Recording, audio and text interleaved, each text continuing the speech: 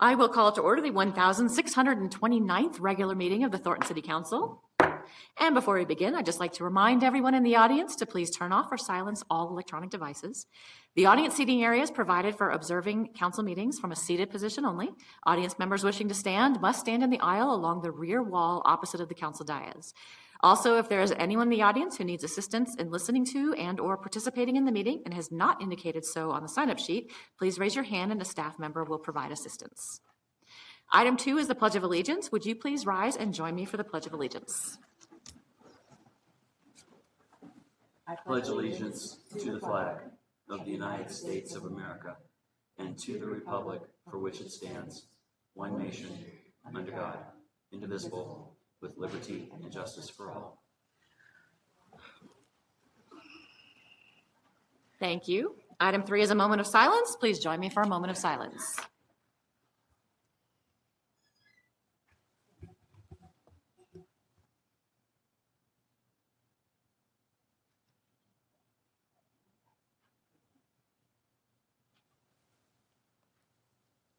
Thank you. Item 4 is the land acknowledgement. Mayor Pro Tem Ayala, would you please read the land acknowledgement this evening? Yes, thank you. The City of Thornton respectfully acknowledges the land on which we stand is the traditional territory of the Apache, Arapaho, Cheyenne, Comanche, Kiowa, Lakota, Navajo, Pueblo, Shoshone, and Southern Ute tribes and nations who were the original stewards of the land. We honor the history, culture, and contributions, both past and present, of these indigenous nations and tribes. We pay respect to their ancestors, elders, and present-day community members and extend our gratitude to the indigenous peoples for their ongoing care and stewardship of the land, water, and resources.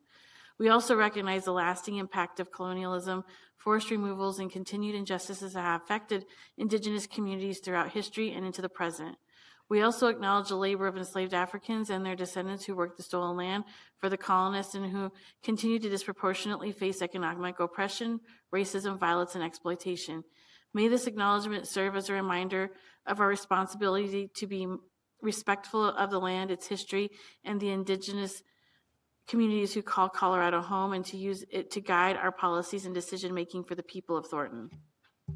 Thank you. Item 5 is a roll call of the council. Clerk, would you please call the roll of council? Mayor Coleman. Here. Councilmember Acunto.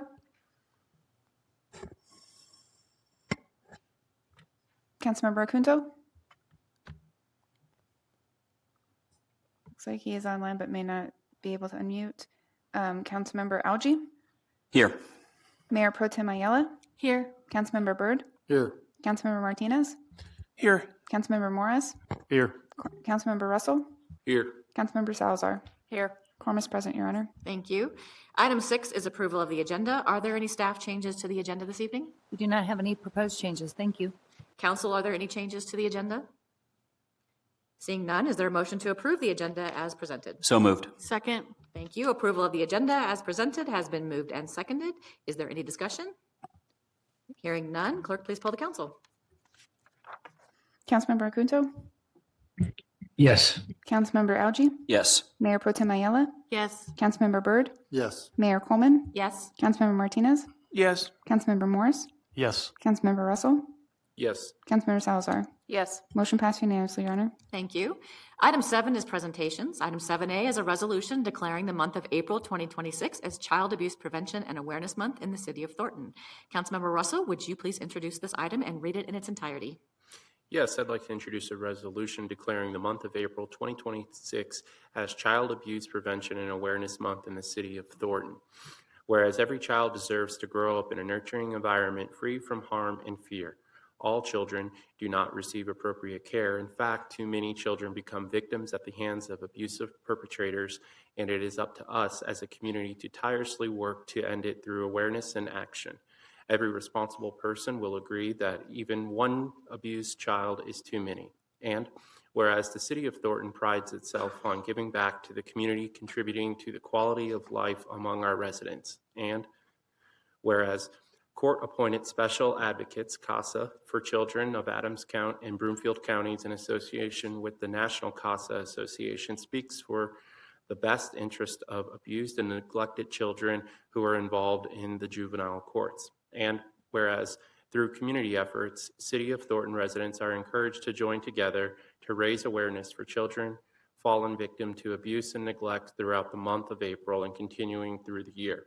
And whereas thorough this effort, it will give abused and neglected children in our community and around the country a chance for a safe and positive future. Now, therefore, it be it resolved by the City Council of the City of Thornton, Colorado as follows: that the month of April 2026 is hereby declared Child Abuse Prevention and Awareness Month in the City of Thornton, Colorado, and I ask for its approval. Second. Thank you. It's been moved and seconded to approve the resolution. I'll open it for discussion. Councilmember Russell, you have the option to go first as you made the motion.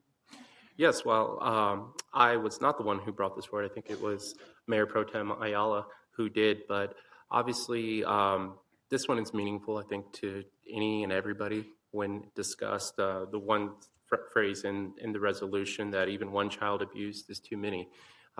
Nobody's going to argue with that. So it's a great effort by our city and fellow council to make others aware of the opportunity to educate, inform, and lend a hand. Sometimes the easiest thing to do is just listen.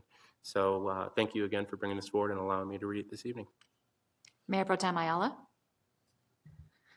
Thank you. I just brought this forward. We usually do it every year. It's something that I kind of keep in my notes to make sure we recognize. It's important to me personally because I work in special education classroom with many students who faced different types of child abuse and have variations of developmental disabilities. And so it's something that we should, think about and recognize because trauma-informed care in classrooms and in other settings is super important to make sure that our folks, wherever we are, feel welcome, accepted, and included, even when they do maybe have behaviors, given their trauma situations in life. So just wanted to bring this forward to recognize that this is something that happens, unfortunately, probably in every community, and the definition of it changes over decades and years, and we should just recognize what kind of things cause trauma for children and try to stop that so that they can have healthy, successful lives as adults. Any additional discussion? I'll thank my fellow council members as well for bringing this forward and the amazing information that was in this resolution. I just want us to be a big thank you to CASA, the court-appointed special advocates, for the work that they do volunteering to support kids that have been abused across the system as they're working through the justice system. With that, I think this is a non-controversial, so I'm going to just do a quick vote. All those in favor, please say yes. Yes. Yes. Yes. Any opposed, please say no. All right, item 7A has passed. Item 7B is a resolution declaring April 2026 as Autism Acceptance Month in the City of Thornton, Colorado. Councilmember Algie, would you please introduce this item and read it in its entirety? Thank you, Madam Mayor. I would be honored to. I'd like to introduce a resolution declaring April 2026 as Autism Acceptance Month in the City of Thornton, Colorado. Whereas autism is a complex developmental disorder that affects social and emotional behavior and communication. It is also known as a spectrum disorder due to it manifesting differently in every person and with varying degrees of intensity. And whereas Autism Awareness Month was founded in April of 1970 to promote autism awareness, inclusion, transitional opportunities, and self-determination for all, and to ensure that each person with autism is provided the opportunity to achieve the highest possible quality of life. And whereas Autism Awareness Month changed to Autism Acceptance Month in 2020 because while awareness reflects the need to educate the public about autism, acceptance goes a step further to embrace the autistic community as they are, with all their strengths and challenges. And whereas early diagnosis, treatment, and instruction for students with autism are essential to ensure a better quality of life for individuals with autism, and whereas 1 in 31 children in the United States have been diagnosed with autism spectrum disorder, and whereas individuals living with autism spectrum disorder can achieve independence and live purposeful lives when afforded the support system and opportunities that each and everyone deserves, and whereas the City of Thornton understands the importance of fostering acceptance in order to achieve equity in education, employment, housing, healthcare, and comprehensive long-term services and support, and whereas the ultimate goal is to create a world where everyone in the autism community feels accepted and connected to the support they need when they need it. Now, therefore, be it resolved by the City Council of the City of Thornton, Colorado, as follows. That April 2026 is hereby declared Autism Acceptance Month in the City of Thornton, Colorado, and I ask for its approval. Second. Thank you. It's been moved and seconded to approve the resolution. I'll open it for discussion. Councilmember Algie, you have the option to go first as you made the motion. Thank you, Madam Mayor. I'll be honored to. And so in my life journey, I am on the spectrum. I have attention deficit disorder, and I have dealt with that since I was from birth. And also being adopted on top of that was very traumatic for me in my early school days. I had to go through 2 years of preschool, and I nearly had to do a third year because I just wasn't able to get along with other children because of my situation. I ended up having to go to psychiatrists, in my early days of my elementary school to get me through class once. And that fortunately worked because here I am. Now I'm sitting here in front of you. And then 3 years ago, when I found my birth family, it turns out there's quite a lot of us that have neurodivergency and also on the spectrum to certain degrees, but we all are functioning and doing well and have had great successful careers and lives and helping others in the community. So we are fortunate that we did not have any, that our spectrum was not debilitating, but that's still a very real thing. So, and that's all I have to say about that. And just show some love to folks that have autism. Thank you. Mayor Pro Tem Ayala. Thank you. Yeah, I just, first of all, wanted to say how tremendously proud I am for John about speaking about this tonight, because I have to say during the campaign, I really did feel like in some circles, John was getting there was just some controversy around whether or not he could be a good leader and run a campaign. And ultimately he did it, and he's here, and I am tremendously proud of him. And neurodivergency does not have to be a curse or something that people look on and just, accept. It can be something that we embrace and we see, hey, like you have these differences, but those differences make it so that you can do things that some of us can't.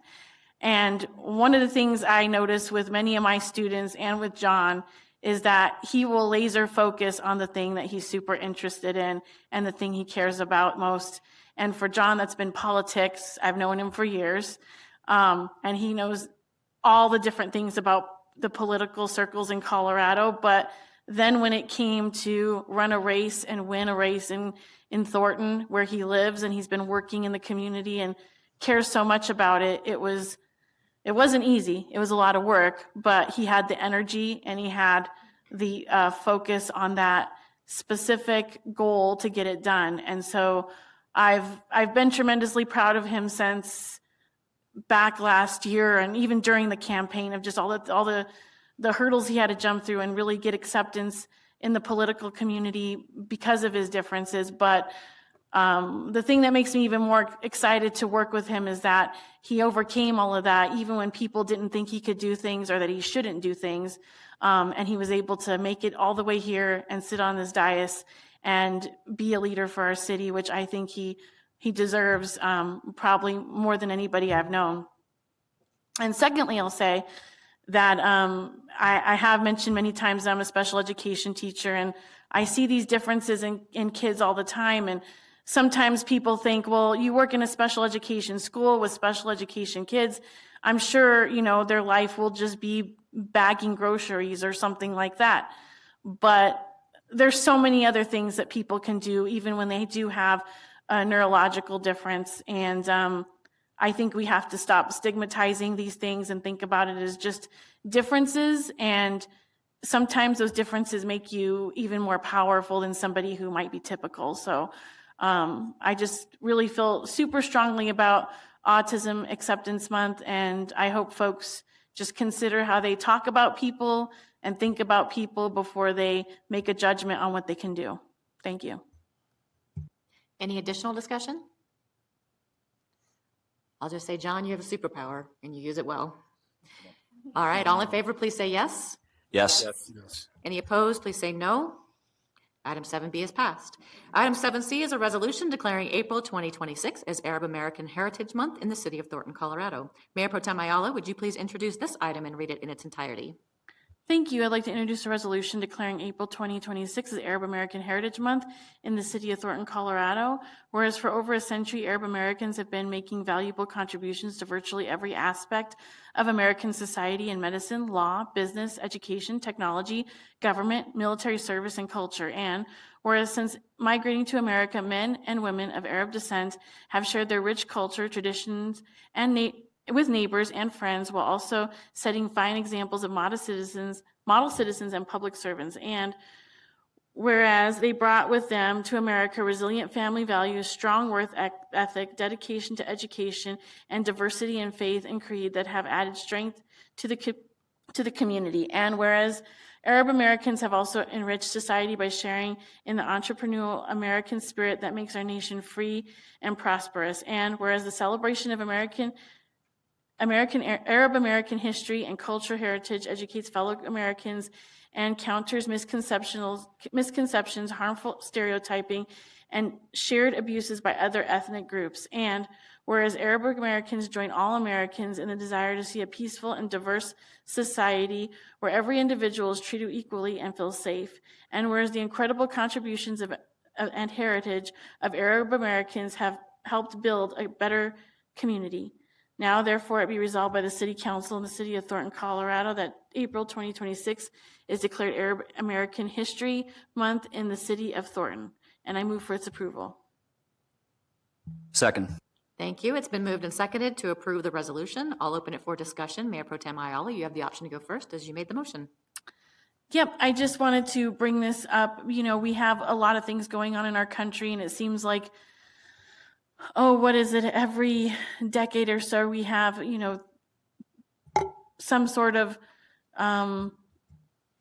war going on in the Middle East, and it always brings up these, feelings in our country where we have not really feelings, but sometimes it's just plain racism. And I think it's important that we take these opportunities with Heritage Months to reflect on the people who have migrated to our country, what they contribute, and also just see that we have the ability to work together, honor each other's traditions, and just be able to work together to build a better city in Thornton and also a better country. So I just want to make sure that we take that into consideration as we move along now through our present time with what's going on. And we're just sure not to get caught up in some of the dialogue that spreads hate and misconceptions about people's culture and religion. And, I've had many acquaintances and friends who are descendants of Arab countries, and I try and learn and just, learn as much as I can about their culture. There's so many different rich cultures in that kind of grouping, and I hope that folks take time to learn from people they might meet and then come across here in Thornton, because I know we do have a pretty interesting mix of folks here in Thornton. I sometimes run into folks, and one of the para educators at my school, for example, not Arab American, but she's Indian, and it's been really cool to kind of chat with her and just learn about all the different cultures we have in Thornton. So I hope folks just take that upon themselves to learn and keep an open mind. Thank you. Any additional discussion? Thank you. Well said. I will only add one additional comment. I think as a nation, we can get better at respecting the people while still being frustrated with the regime and the challenges that go with that.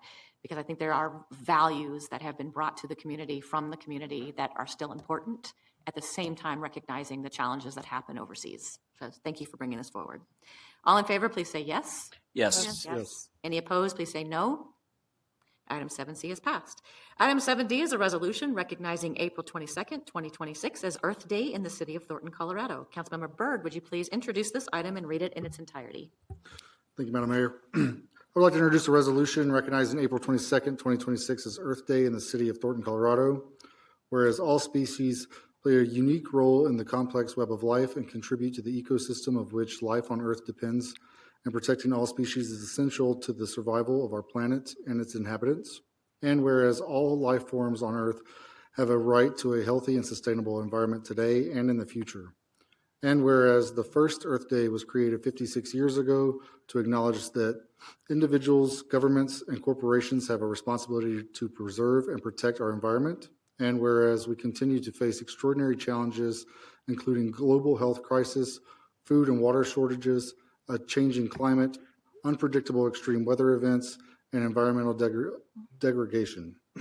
And whereas we understand the sustainability of our planet will only be achieved if we meet the needs of the present without compromising the needs of future generation. And whereas the city of Thornton has shown its commitment to respecting and preserving the earth and its environment for future generations by establishing the city's environmental sustainability master plan with the assistance of the Environmental Sustainability Task Force, and in addition, defined goals and actions within its 2025 through 2029 strategic plan with further outlined sustainability efforts. And whereas the city has implemented a number of measures to increase the efficiency of its facilities and its systems, made many valuable services available to its residents and businesses to assist them in making environmentally responsible choices, and partnered with a variety of agencies in the area to provide additional information and valuable sources. To find out more about the city's sustainability efforts, visit the City of Thornton Sustainability webpage. And whereas Earth Day is an annual reminder of the constant need for environmental activism, stewardship, commitments, and sustainability efforts. Now therefore be it resolved by the City Council of City of Thornton, Colorado as follows, that April 22nd, 2026 be declared Earth Day in the City of Thornton, and I ask for its approval. Second. Thank you. It's been moved and seconded to approve the resolution. I'll open it for discussion. Councilmember Byrd, you have the option to go first as you made the motion. Thank you, Mayor. Earth Day serves as a reminder that small, consistent actions can have a meaningful impact for our future generations of our city, and I'm happy to bring this forward to our city. Councilmember Martinez? Yeah, I very much appreciate that the resolution included language talking about our environmental sustainability master plan, which we recently passed a couple weeks ago at the last meeting. We've celebrated Earth Day in Thornton for many, many years, but this is the first year that we can celebrate where we can say we actually have a meaningful plan and strategy going forward to make good on those aspirational goals of clean air, clean water, more trees, all of the things that we mentioned in the resolution you can find in our plan. And I encourage you, if you're interested in finding out ways that you can help support this effort, take a look at the plan, or at the very least the executive summary. Reach out to the council and follow our Thornton City calendar, because we have numerous events throughout the year that are sustainability focused, and I anticipate that we'll have even more now that this plan has been voted into place by this council. So really looking forward to seeing what comes out of that plan and how it evolves over time. And in the meantime, we can all go out and celebrate on Earth Day. I know we'll have some events here for Thornton, and throughout the year we do trail cleanups and all sorts of activities that can really help you get involved and think about different ways that we can contribute. So happy to support this resolution.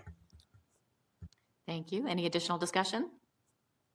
Councilmember Martinez, you took the words right out of my mouth. I was really glad to see the tie to the Thornton projects in this resolution this year. Very exciting.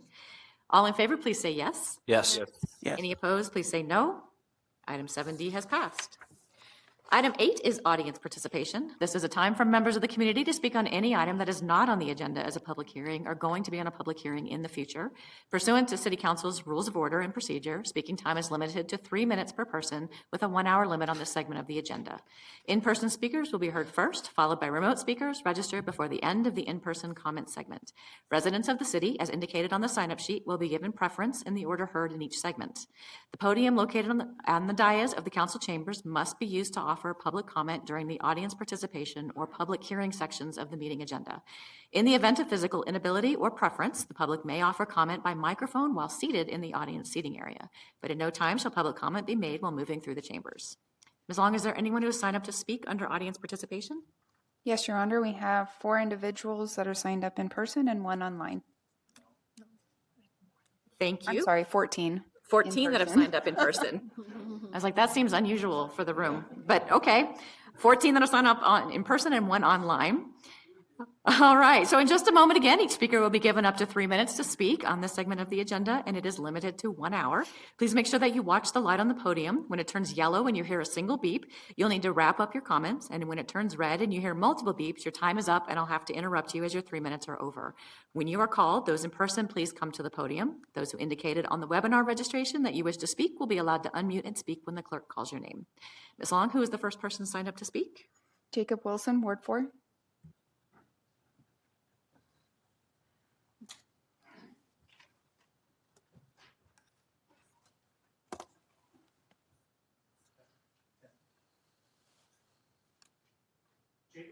Ward 4. Good evening, Mayor and Council. I'm here tonight to express profound disappointment in the conduct and rhetoric of Councilman Byrd regarding our city's ongoing public dialogue of our use of surveillance systems. This is an issue that impacts so many folks personally for different reasons, myself included. There are threats to our safety that come from everywhere, including states where literal bounties are used as a threat against those who require emergency health care that we explicitly protect here in Colorado. Councilman Byrd, I stand before you tonight as a technology professional, a peer, and a fellow citizen. Over the last 20 years, I have personally overseen numerous zero to certified SOC compliance efforts and audits, built and managed infrastructure and data security programs, and architected data governance projects within 3 different organizations as an employee and no less than 10 as a consultant. I speak from a place of technical reality. In this chamber, you have used the shield of expertise to bully colleagues and stifle debate. True expertise recognizes that privacy, security, and compliance are not a checkbox exercise or redundant red tape. If you were the expert you report to be, you would know that a system's security is not defined by the paperwork a vendor provides, but by proving that assertions they make. Taking a vendor's assertion in lieu of actual assessments or direct review is functionally equivalent to accepting an insecure system from the start. It appears your time is being spent more on playing the role of a cybersecurity figurehead for clout than on technical due diligence and leadership. Perhaps you should spend more time reviewing the details of the findings of industry security professionals around Flock and less time hanging out with Gabe Evans.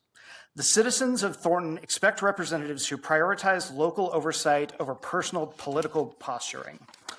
Regarding the Flock ALPR system, attempting to end discussion and bypass citizen oversight is an abdication of duty. Surveillance technologies require ongoing, rigorous, transparent validation, not blind faith in a sales pitch. Proving security and maintaining privacy are the standards we demand. I urge the council to stop allowing the loudest voice in the room to dictate our security posture and expectations of privacy. We ask you to listen to and act on the community's concerns, support our request for a formal public hearing on surveillance, and adopt our recommendations for the continued use and oversight of these systems. Do not accept assertions, demand assessments and accountability. Thornton for all, thank you. Thank you. Would you please call the next person? Chris Cook, Ward 4.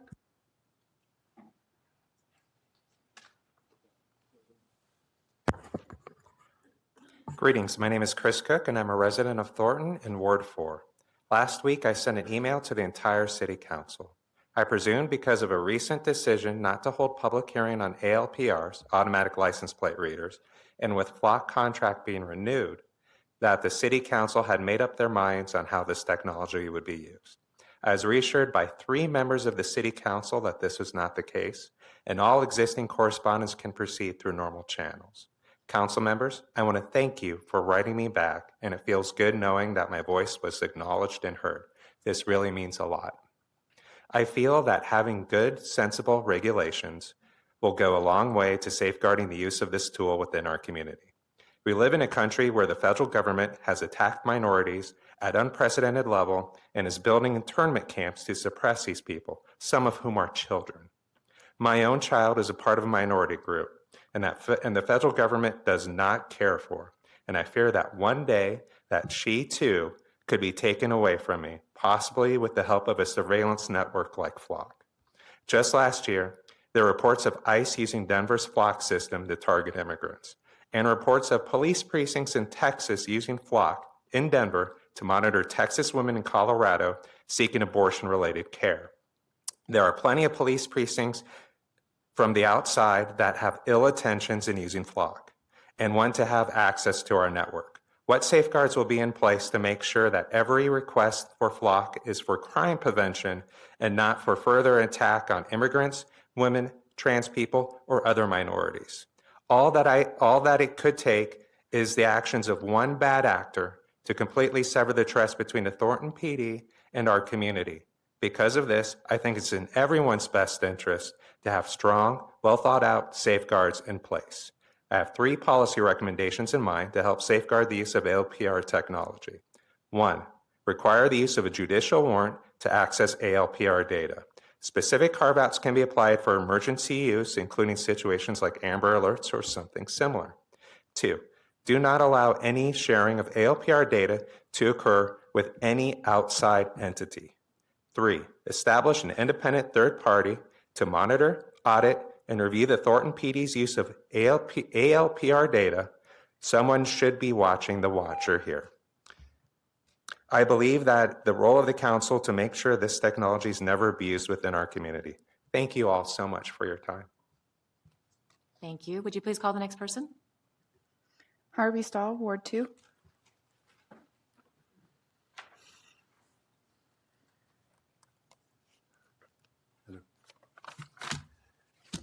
Ready? Okay. This is about initially about I-25 and its congestion. And we all know that the congestion is not getting less, but rather escalating day by day. And a parallel tunnel, double-decking the I-25, turning Colorado Boulevard into an expressway are all possible solutions. But we do have the RTD, and the capacity of one car of an RTD rail is about 170 passengers per car. That means a train can carry 340, and twice an hour means 680. So a single 2-hour rush hour, the N line can carry 1,360 passengers into Denver. Let's say 1,000. That's probably 1,000 less cars coming into Denver each rush hour on I-25.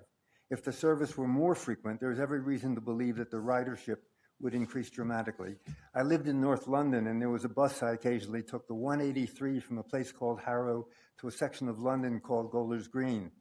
It was a 10-mile course and ran every 30 minutes. Occasionally, there was another person on the bus with me, and that was it. So the council did the only reasonable thing. They increased the frequency of the trains to every 15 minutes. Suddenly, the bus was full, over full. They increased the frequency to every 12 minutes, then 10. The last I saw, it was 8 minutes, and the buses are full. The RTD representative at this past Monday's meeting about extending the RTD line said that they could only increase the frequency of the N line if the Skyway Bridge were replaced with one that could accommodate a double track, and the single track from 88th Avenue to 104th Avenue were expanded to 2 tracks. Doing this work would mean the N train would not run for 2 months. There's one other issue here, and all of the N trains seem to be running in test mode, where safety settings are set far above what is safe and necessary. That's why trains creep into stations, especially Union Station. And this is something that the engineering department of RTD could easily reprogram. Both of these improvements could be done. The resources are there, and probably the money is there. The only thing that is lacking is political pressure to do them, and that is up to you, Thornton City Council. Thank you. Thank you. Would you please call the next person? Ann Smith, Ward 3.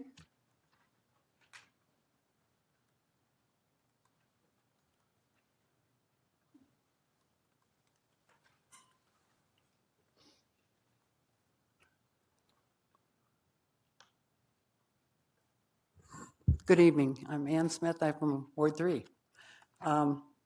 After last week's planning meeting, I started doing some research on flock, and I found some articles about municipalities either canceling flock contracts or implementing stricter oversight. Reasons given were 1, having a pilot program with U.S. Customs and Border Protection, which they previously had denied, which was Denver. Hacking incidents, several inadvertent sharing of information, surveillance of protests, and overall concern regarding civil right and privacy protections. In many cases, including Denver, These contract changes and cancellations were made with meaningful involvement from city councils, local leadership, not unilaterally. A Denver Post article from April 5th quoted Assistant Professor of Data Science Jess Bria at UVA, noting license plate readers do not show benefits for recovering stolen vehicles, but very few peer-reviewed studies quantify broader effectiveness.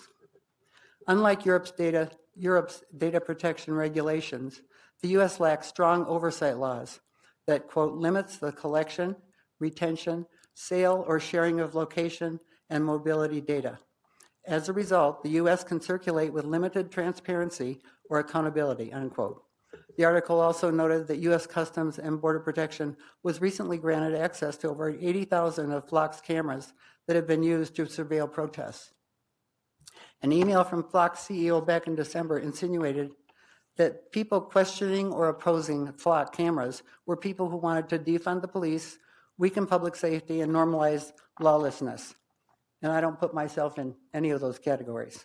However, a response to that email from a Staunton, Virginia police chief, Jim Williams, stated, as far as your assertion that we are currently under attack, I do not believe that this is so. I have dedicated the last 41 years of my life to serving the citizens of the city of Staunton as a police officer and the last 22 as the chief. What we are seeing here is a group of local citizens who are raising concerns that we could be potentially surveilling private citizens who are, citizens, residents, and visitors, and using the data for nefarious purposes. These citizens have been exercising their rights to receive answers from me, my staff, and city officials, to include our election leaders. In short, it's democracy in action. Maybe technology purchases should involve open discussions with city councils, city managers, police departments, and the community altogether. My hope is that Thornton takes the same approach, one grounded in transparency, collaboration, and public trust. Having funding for technology should never replace meaningful public discussion about how that technology is used. Thank you. Thank you. Would you please call the next person? Jamie Gason, no address provided.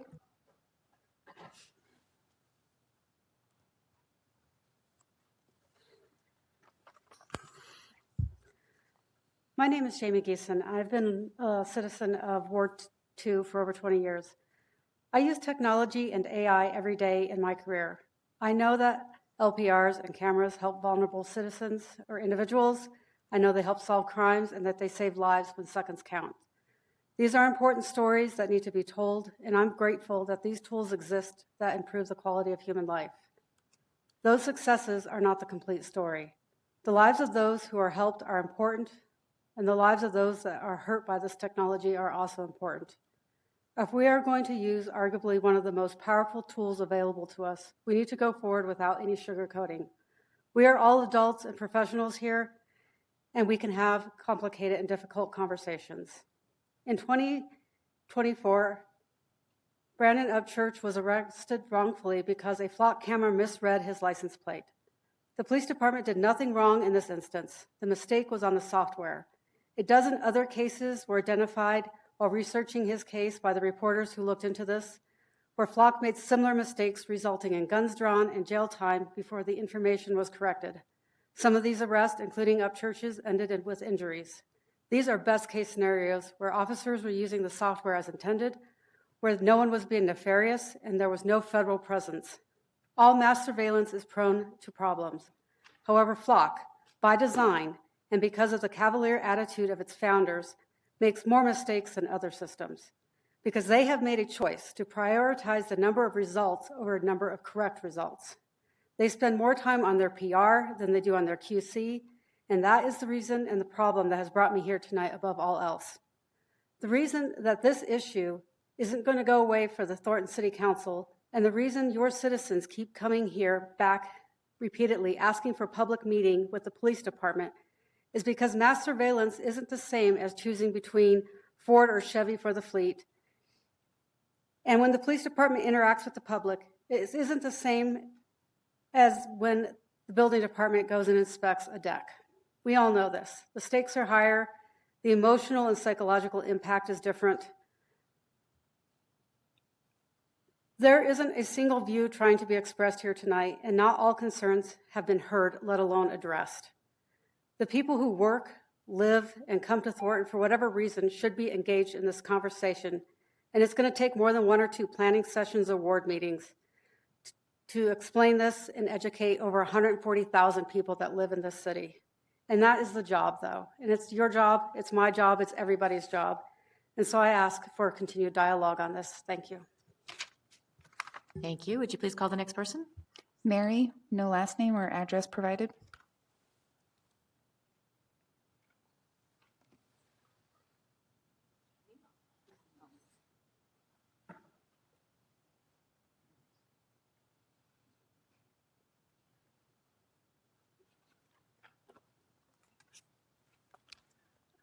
Good evening. My name is Marie. I have lived in Thornton for 48 years. Before I present my remarks, I want to, by way of introduction, say those who have the most to gain with flock license plate readers are calling all the shots. In addition, I have 2 homework handouts for you tonight and a prize. At the end of the presentation, I will see that they are presented to you. To date, it is my opinion that the Thornton Police Department administration is calling all the shots. They are the ultimate decision makers. They have informed City Council that they, quote, don't need a vote and by council, and they have the money, quote, unquote, to proceed forward with their plans to renew and expand the flock LPR system on or about June 3rd, 2026. All of this is despite the community's efforts to get a public meeting, a public forum with Thornton Police Department administration and the community. All of this is despite City Council also denying the community, 1, a safety advisory committee, 2, a public forum to expand the reach of this most important issue that applies to every driver traveling through Thornton. Both requests were denied by the City Council to the community. A request to the Thornton Police Department administration for a public forum was also denied. However, to date, there is some consideration being given to a limited joint meeting, including other issues by the PD. However, not a standalone meeting. My concerns are, 1, why has Thornton continued investing so much time and money in a questionable company that should have been disqualified from the very beginning due to it being untrustworthy? 2, moving forward, since the council and the community and the police department administration seem to be at an impasse, my recommendation is to have an independent organization with the authority to research, evaluate, make enforceable recommendations with the authority to override this impact. To me, this issue sets a dangerous precedent to allow a city department to call the shots over City Council and the objections of the Thornton community. I'm going to have to ask you to wrap up your comments because your time is up. Thank you. Thank you very much. Would you please call the next person? Tom Lampo, no address provided.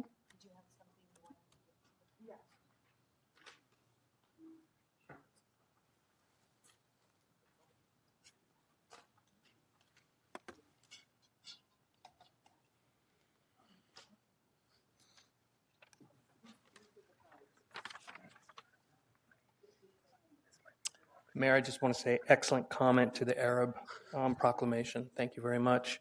Hello, I want to speak about slavery. In the next meeting, I'll speak directly to it. I'll be on this topic for a few weeks. It's a very negative topic. I don't like the act of taking freedoms or identities from people. I want to address it because you make reference to it in your hate of white people statement. Hate is something that a representative of any group of people shouldn't engage in. Councillor Bigelow used to state that Thornton is not a hateful community. She is correct. But some of Thornton's elected representatives are hateful individuals, and if we're not careful, their hate will infiltrate our community, and we will be a hateful community. I'm Tom Lampo, and hope all of your families are doing well. I disagree with your hate and your statement about the land of the United States of America. K through 12 education has not served some of you very well. Whitewash has a few meanings. Whitewash can be used in a negative way to describe people of color whose identity or personality is thought to be more like that of their white peers than that of other people with the same culture identity. So it's used to shame someone. I'm not using this definition of the word while speaking on slavery. Whitewash can refer to painting a wall, building a room using white paint. Not what I'm referring to. In painting, it can also refer to diluting the white paint with water and applying it to painted wood. This whitens the final product. This isn't far off. It's a technique that has been applied to our social accepted definition of slavery here in America. Whitewash can also mean to deliberately attempt to conceal unpleasant or incriminating facts about someone or something. This is the definition I'm using while speaking about slavery. You feel the need to tell me that white people are the only thing that has held people of color back, and it stems from slavery. Nothing else, just the whitey. Whitey's main goal in life is to suppress persons of color. It's all whitey's fault. I would say that such a derogatory statement is made by those in authoritative positions, whether it be in a school setting or council chamber. It would be believed by those that haven't explored the historical facts associated with the action. The reasons for not exploring the historical facts vary greatly. Some could still be in the K through 12 education system and haven't had the opportunity to explore the facts. Or it could just be someone's ideologies will prevent them from exploring and they just feel like blindly going along. You could say about the second group that hate has been normalized. I'll directly speak about slavery in the next time we meet. Have a blessed night. Thank you. Would you please call the next person? Meg Moore, Ward 1.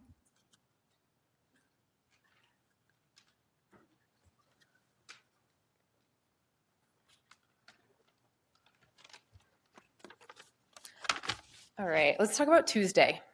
I have heard a number of explanations for the behavior that we saw on Tuesday night, and I want to just kind of go through some of them with you all. Many of you seem to be leaning pretty hard into the fact that there was no formal vote on Tuesday as kind of a way to avoid the responsibility for the end result of that evening. We all understand that in the absence of a formal vote, it is your action or inaction that influenced the outcome. Either you advocated to hear the public voice or you did not. Take accountability for it.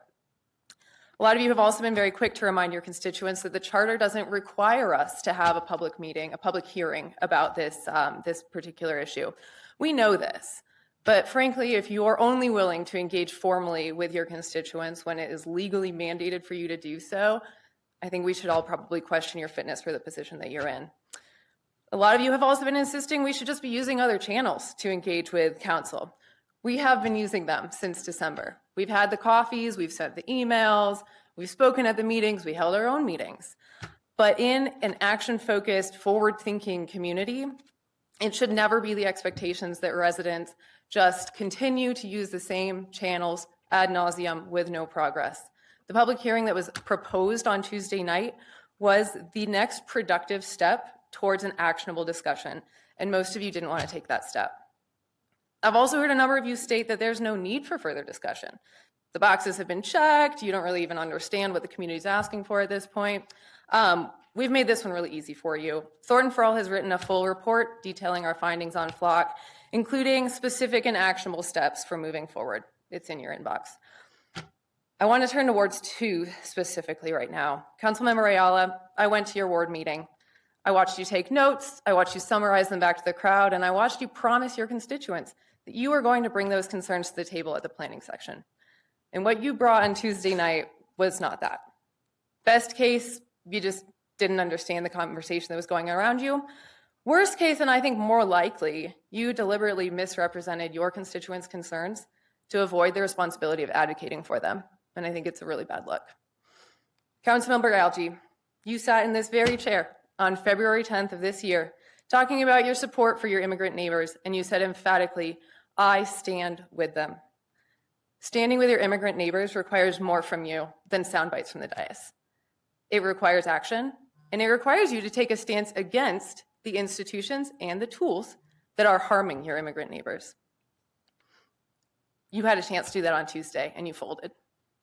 It's not just a political failure, John, it's a moral one. And I hope you feel that deeply. Not because I want you to hurt. I think you're a good man, John Algie. I do. I hope this is a catalyst for you to grow the backbone that Ward 2 deserves. Your colleague's not going to do it.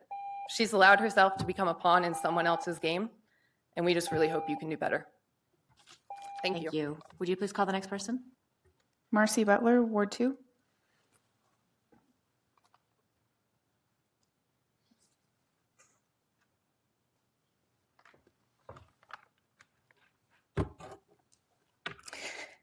Hi, I'm Marcy Butler, Ward 2. I haven't spoken here before. I'm not an activist, and I shy away from most confrontation. But what happened on Tuesday night at the police presentation about the ALPRs has left me no option but to stand here before you tonight. I was appalled, actually. Disappointed is really the best word to describe how I felt reading that transcript of the meeting. And it wasn't at the police. It was at the council members who decided you were simply done hearing from us. Especially my Ward 2 council members. You guys know exactly how most of us feel about the use of the ALPRs. Almost every hand was raised at the town hall when asked if we'd like the cameras gone completely. And not only did you not back the majority of your constituents by fighting for the end of the government overreach and intrusive surveillance, you chose to shut down all future public discussion as well. I'm not the one here with all the audits and the statistics and the background in cybersecurity to influence you to avoid Flock and Axon or any other ALPR, but a lot of them are. And I implore you to listen to your residents who study this day and night in between their day jobs because they feel so strongly about these data breaches and the misuse and potential for overreach. Though I'm not an expert, I have read 1984 and I've read Brave New World and I've watched Black Mirror, and I know where all of this is headed in the wrong hands. And the fact that our council members can't see it is beyond maddening, and future discussion is very much needed on this.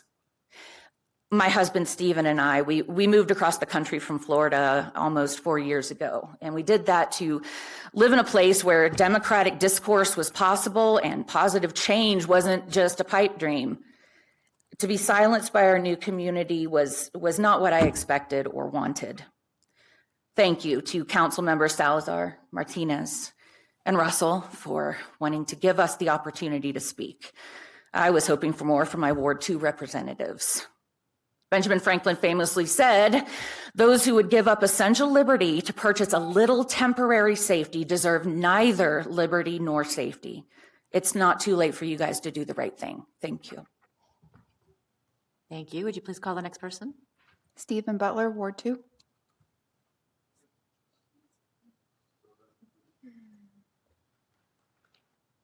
Hello, Stephen Butler, Ward 2. I wanted to also talk about last Tuesday at the City Council planning session. The mayor said they weren't hearing an overwhelming support for public meeting on flock surveillance cameras. What is the threshold for overwhelming support and who decides it? Mayor, this would have been a great opportunity for mayoral support where you could have spoken for us and instead of against us, insinuating that this conversation was over because Devin Byrd frankly made an ass of himself arguing against public discourse. Councilmember Byrd aggressively campaigned against a public meeting on flock surveillance cameras. Byrd decided for himself that the meetings he's had with residents, including with me, letters we've written, ongoing public comment, don't deserve further discourse for some reason. I guess that's his personal feeling on it. He said his boxes are checked and any further discussion would be redundant. He argued redundantly on this point. Clearly a passionate project for you. This was clearly an uncomfortable conversation for him, and he appeared to be biased. He stated to me that he worked with a company and has had dealings with Flock before. I don't know your interactions with Flock in the past, but on Tuesday you appeared to be working for Flock more than you were working for Thornton residents. My Ward 2 reps were working for nobody on Tuesday. You were both present at 2 town halls opposed to this surveillance. At your own town hall, Councilmember Ayala, you asked us, who just wants flock gone? A brave question, because almost every hand was raised. We gave you an overwhelming response. That overwhelming response was supposed to transfer in that moment when the mayor was not hearing an overwhelming amount of support for a public meeting. That was the moment, but you were silent and you failed to represent us in that moment. John Algie, my friend, I'm also disappointed with your engagement on this topic, though I appreciate your efforts on City Council. We're at odds on this now. You've told me in private that you want these cameras gone. You've spoken at our Thornton for All meetings to the same effect. You've spoken at it in these chambers. But when the call came, you were silent and failed to represent us. This is an uncomfortable conversation for everyone. It's uncomfortable because we have to come here to repeatedly ask for representation to rationally criticize the use of surveillance tools. Rationally. The nation's police departments have decided they will be collecting data on citizens at checkpoints that they decide. Police departments are connecting our data to national surveillance network with unsafe data handling practices. We all know this, yet you still shut down the conversation. The police department in Thornton has stated they don't need authorization to renew or expand surveillance within their budgetary allocations. So the police department's not answering to City Council. City Council's not answering to the residents. We need to reverse the chain of command in Thornton. Thank you to Council Members Salazar, Martinez, and Russell, who fought for the flocker until the mayor wasn't overwhelmed. I wish you had been more overwhelmed. Thank you. Would you please call the next person? Stephen Matthias, 2076 East 102nd Avenue. Good evening, Council. I expect you're actually expecting me to speak about flock, and while I share the opinions of almost everyone in this room, that is not why I'm here. It's about time we actually introduce ourselves to you more formally. We've spoken with you a lot. So, hi, we're Thornton for All. I'm Steve Matthias, one of the co-founders. We have been working very hard to represent this city, to represent constituents, some of whom are uncomfortable even coming here to speak. What you see tonight is a fraction of the number of people that we engage with on a regular basis. Now, we don't want to just come in here and tell council you're not doing your jobs, that everything is wrong and fight against you. In fact, we heard some great feedback that we are acting on and I want you to be aware of. We have heard that sometimes it can be difficult to know who is coming here from your wards. It's hard to know who you represent when we come to speak with you. While I will grant you'll vote ultimately for all of the city, we have decided to take a step on that. You'll see I'm wearing a button here. We have several others that are. Each of these is color-coded and numbered to our wards. Mine currently is 3. I'm actually in 1, but we are representing all of them tonight as best we can. Now, we will be handing these out to anyone who wants them, whether you are part of our group or not. This includes at Thornton Fest. We will also help any resident learn not only which ward you're in, but which council members represent you and how to contact them. It's time that the city has complete understanding of how we speak with our council. And on that note, I do want to thank you for the Autism Acceptance Month. I think it is important that we discuss it.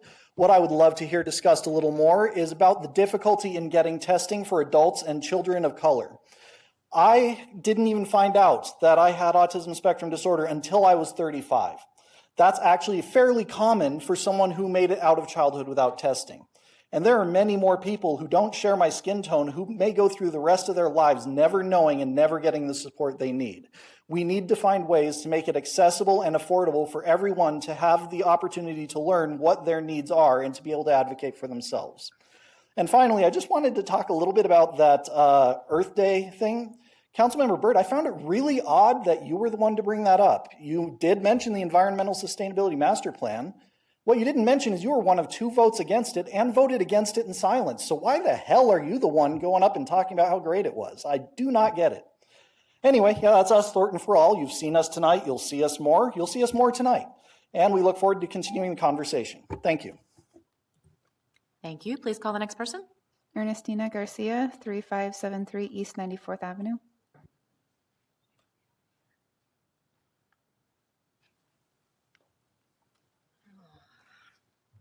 Good evening, Mayor and Council. As you know, this is not my first time up here. I wish I could say it was nice to see you again, but it isn't.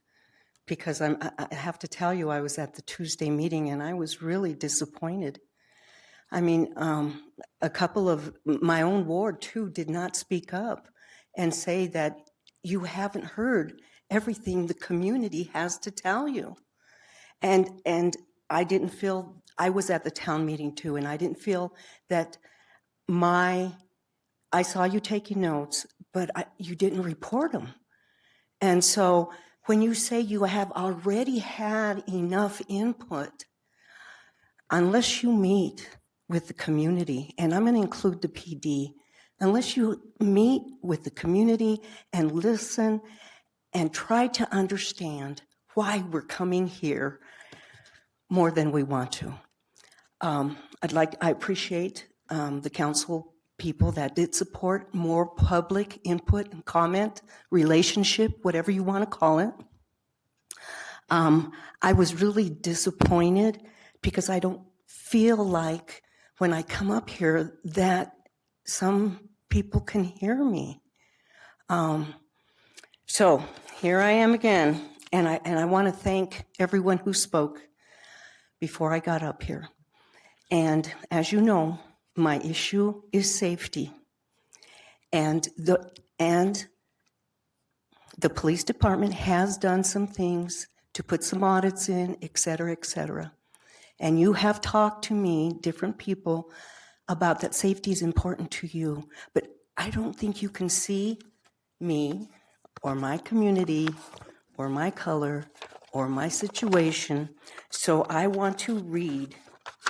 My biggest issue with Flock is that it shares data on a national level, and I do not trust what ICE and Homeland Security are doing to people of color. And so I want to read, I'm looking at the clock, I want to read Westminster's official ICE statement. And though it's 8 paragraphs, I'm only going to do 2. And I would like to say, it says, we stand with the impacted communities in Minnesota and across the country, including here close to home. No person should have to be afraid to go to work. No child should be scared to go to school. No parent should have to decide whether or not to open their front door for their baby. And never should a person fear for their life, for standing up for what they believe to be just, as it is their right as an American citizen. And it says, let us be clear where we stand. Please don't mute me. The city of Westminster will not waver on its core values. ICE has You can detained wrap up your people, including children, simply because of their color, of their skin, or their Thank you. accent. Thank you. Would you please call the next person? Larice Freihoff, 3071 East 106th Avenue.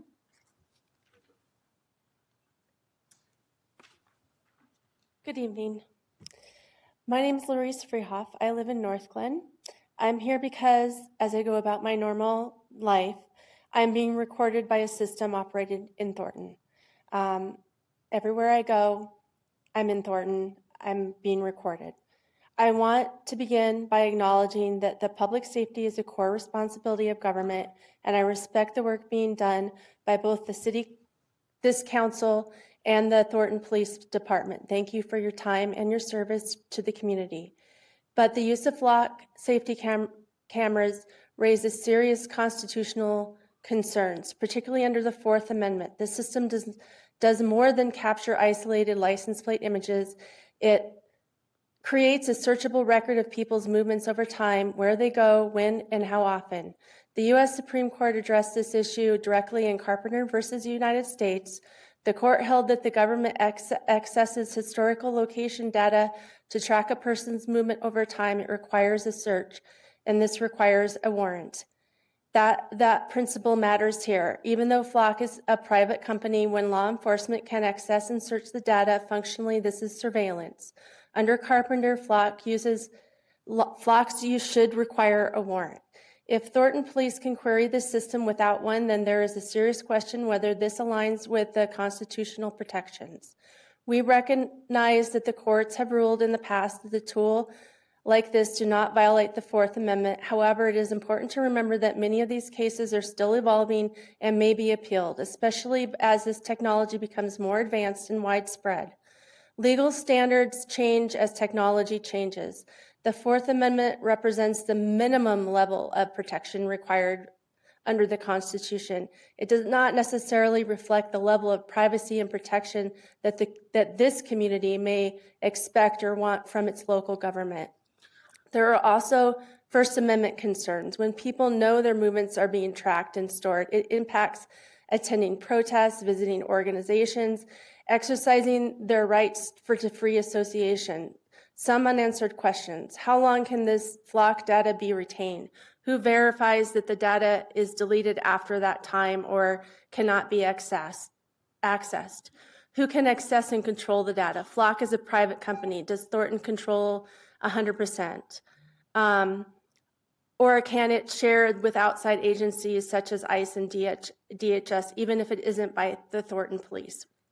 I want to be clear, this is not about blaming the police officers. They are using the tools available to them, but it is about ensuring the tools reflect the constitutional standards and community expectations. I'm asking for public transparency and a meeting with the community and the police and the city council. Thank you. Thank you. Would you please call the next person? Will Kircher, 3102 Wyandotte Street. Hello, I'm visiting from Denver. My name is Will, and I'm here once again to ask for you to reconsider your refusal to hold a public meeting or hearing on the use of Flock ALPR cameras. I attended the Thornton PD demonstration on Flock usage last week and left deeply disappointed by both the lack of serious engagement from several council members and by the performative steps Thornton PD took to declare these tools safe. Councilmember Ayala, you suggested that even if one life were saved, it would be worth it. While the instance you referred to is tragic, this incident should not itself determine significant citywide decisions. By that logic, we should eliminate due process entirely. If we put GPS trackers and cameras on every citizen and require them to register their movements, we would probably save more lives too. We don't make policies based on best case outcomes. We weigh benefits against costs. Mass surveillance of innocent people is a serious harm, not a neutral tool, and it deserves a much higher bar of evidence than single anecdotal examples.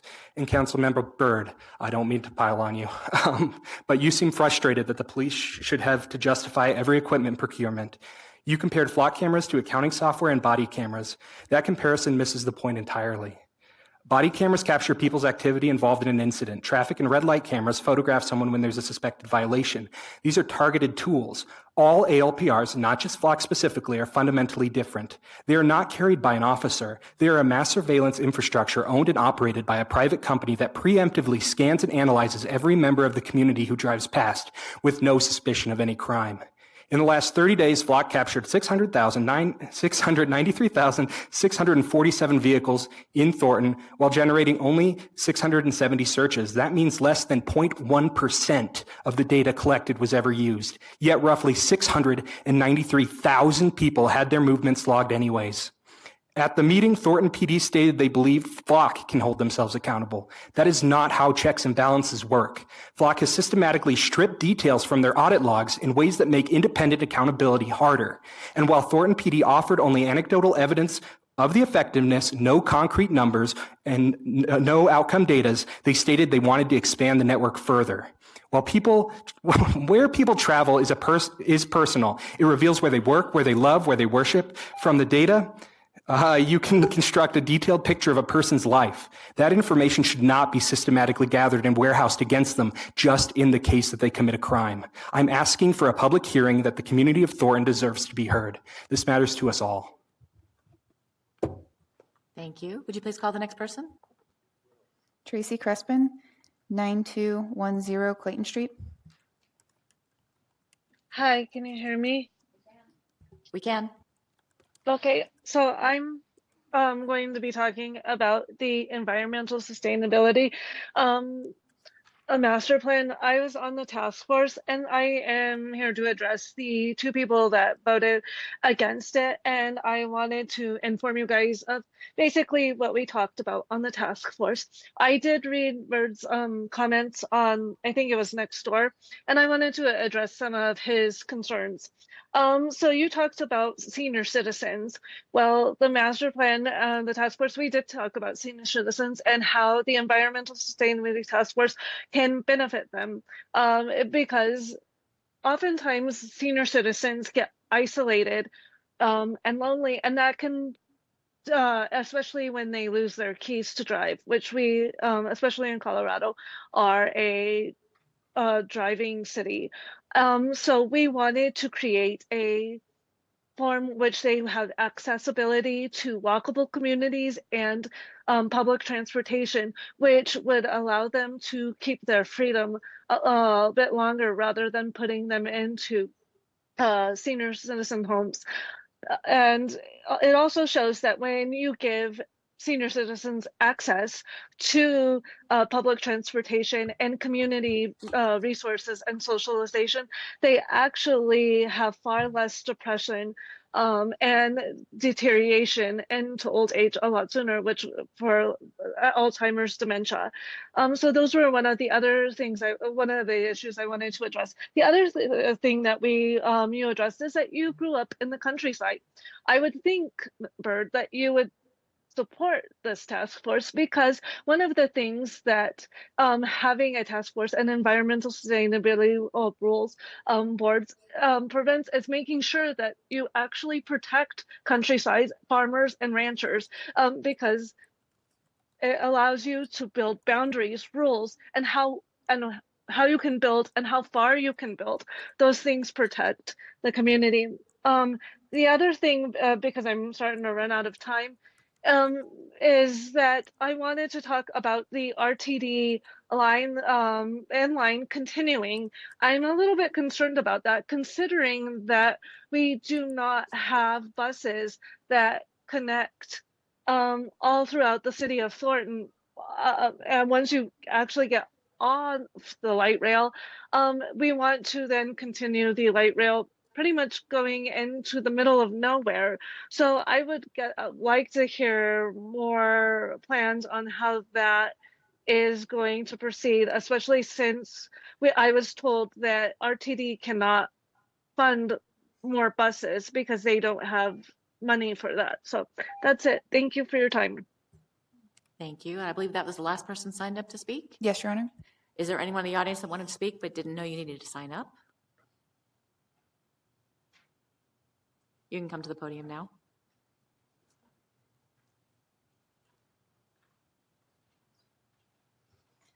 Hello, my name is Katrina Whitehead, Ward 4. I wasn't prepared to speak today, so I'll do my best. So I just want to say, first off, the last time I was here, I was talking about my worries about ICE and everything, and I really appreciated all of you hearing me and my concerns when I was here that last time. It really meant a lot to me. I also really appreciate that you are bringing up child abuse and awareness and autism awareness and all those things. Something that I want you all to consider when it comes to the flock cameras, and I know you've heard a lot of people talk about them today, is that right now a lot of people in our community are being traumatized and abused from our government. I am a survivor of childhood abuse, and one of the things that I remember from my childhood was never having a voice. I felt isolated, alone, and trapped. And not having a voice about flock is making people feel isolated, trapped, and scared. And I think that's something that you need to consider, because trust is important, and a lot of people's trust is going to be lost if they don't have a voice. A lot of people are going to feel abandoned.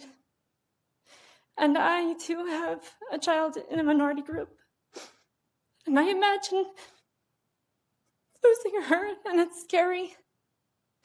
And I don't know if you ever experienced that fear, and I never imagined that I would, but I am. And that sucks that I can't have a voice about how I can protect her, because I don't think these flock cameras will allow me to protect my daughter. I don't want her to experience what these kids are experiencing in these concentration camps. No child should. So please really consider the fact that our voices need to be heard if you want us to continue to trust. Thank you. Thank you. All right, we'll move on to item 9, which is council comments and communications. We're going to start with Ward 2 this evening. Councilmember Algie. All right, I'm leading off. So, all right. Good evening, everybody. So before we talk about the important subject that we are all here to speak about tonight, I quickly want to thank my fellow neighbors, along with Assistant City Manager Jessica Prosser and one of Thornton PD's finest, for your concern and offers of assistance last Friday afternoon when my wife's car broke down on East 88th and Devonshire. I called for help and we got our car moved and then we got it fixed. I did not get the name of the officer due to safety concerns for community and myself, but I am deeply grateful. Thank you. Now we're going to talk about what we are here to, what members of our community are deeply concerned about, which is flock. I want to start by thanking everyone who both spoke to us this evening and who have emailed us with your concerns. I also want to thank both Thornton For All and Thornton PD for all the info, both pro and con to this point. I am continuing to educate myself on flock and both the positives and negatives of this technology, whether it is here in Thornton or in other municipalities across the nation. Part of this education is doing way more listening than speaking, which is one of the reasons why there is concern, which I have heard tonight, among some of my neighbors, that I am tuning them out and sweeping this conversation under the rug. I want to reassure the community that is entirely not the case. It is complete opposite. Though I did not attend last week's Thornton For All meeting, I have attended their previous 2 meetings in person, and I have held 10 one-on-one conversations, as well as our recent Ward 2 community meetup with Mayor Pro Tem Ayala. And I will be scheduling more one-on-ones with community to receive all perspectives and views on flock. In fact, I've already scheduled 2 here pretty soon. So I'm always available to meet with neighbors on this or any other issue. Though my comments at last week's planning session were brief, obviously way briefer than they should have been, I did ask about our liability if there's a data breach. And more importantly, I did mention neighbor concerns about said data breaches and even more surveillance. As more of us are aware, these contracts are under the procurement process and not subject to council vote approval. FOG has been approved under our city budget since fiscal year 2022. I am not absolving myself of any responsibility since I now sit on the dais. I will say, though, that I was campaigning for this seat last year and not on this dais when the 2026 budget and previous budgets were voted on by past councils. So that does need to be taken under consideration. Having been a community organizer for nearly 20 years, I fully understand the urgency that Thornton For All is currently displaying.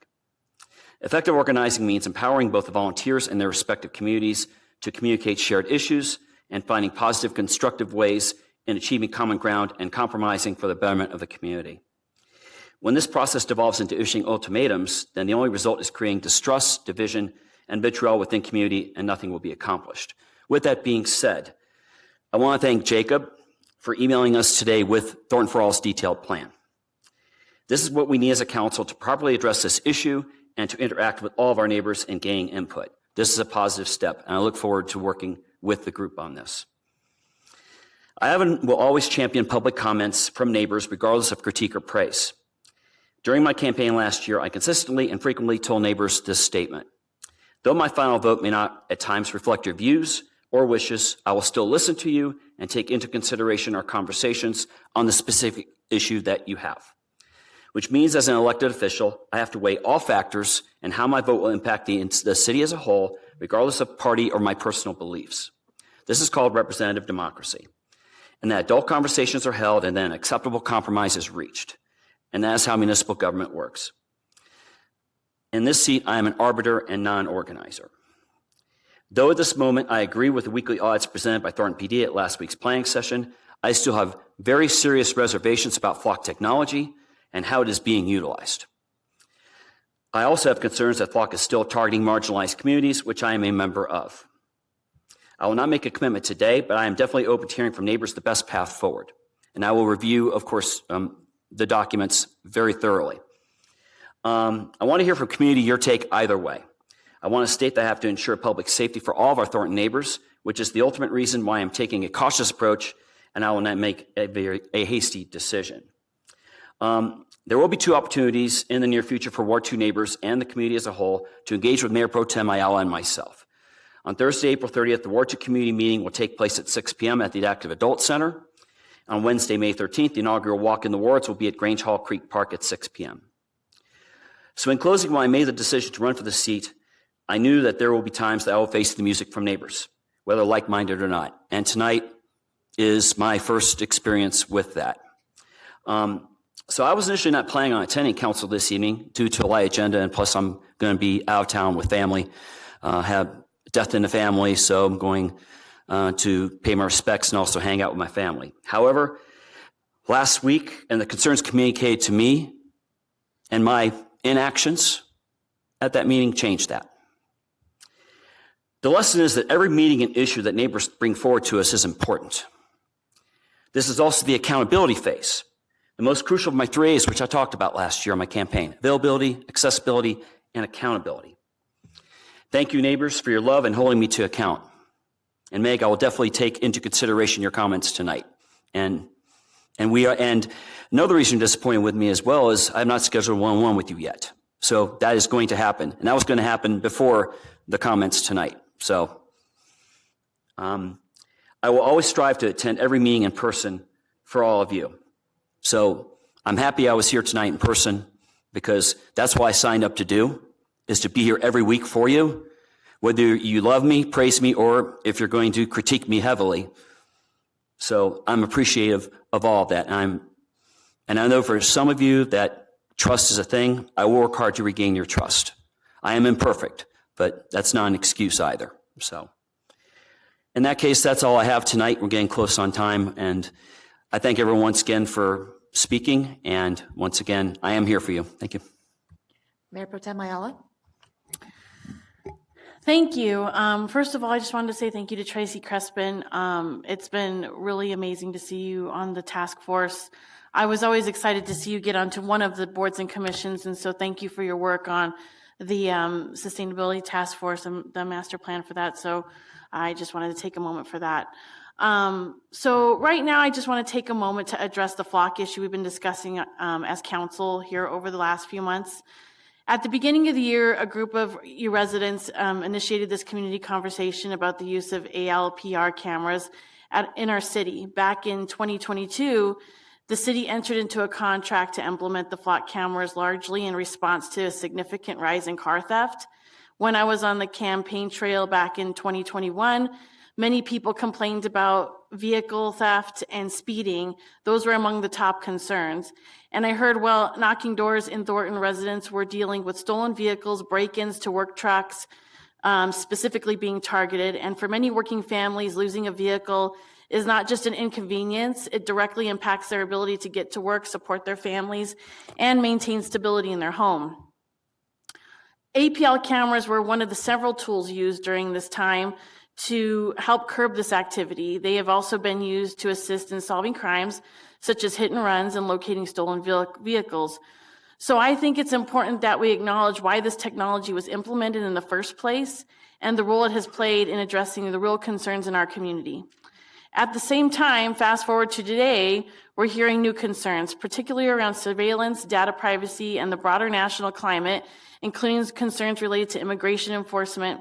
And I want to be very clear, I believe it is absolutely critical that any data collection is handled responsibly and in full compliance with Colorado law. That includes ensuring that we're protecting residents' privacy and that we are cooperating with federal immigration enforcement in ways, and we are not cooperating with federal immigration enforcement in ways that violate state protections or erode the trust in our community.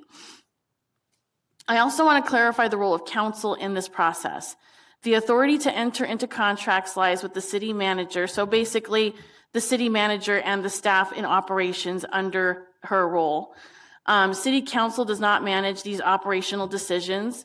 Our role in policy is policymaking and setting the broader vision of our city. However, we do have the ability, and I will say the responsibility, to raise concerns and request changes that we might see need to happen. That could include exploring different vendors, strengthening data policies, and increasing transparency, or adjusting how this technology is used so that it better reflects community values. One of my concerns is the decision is that the only solution I have consistently heard in this particular group is a complete removal of the technology. I did suggest exploring alternate vendors such as Axon to determine whether there was an option that's better to address this privacy concerns while still maintaining public safety benefits. However, in our meeting on the 29th, it was clear by many of the attendees there, and not everybody, there weren't a ton of people there. I think it might have been about 20 people, and probably about 10 people raised their hand and said they wanted to remove the cameras. I don't remember the exact numbers, but that's about what we were at.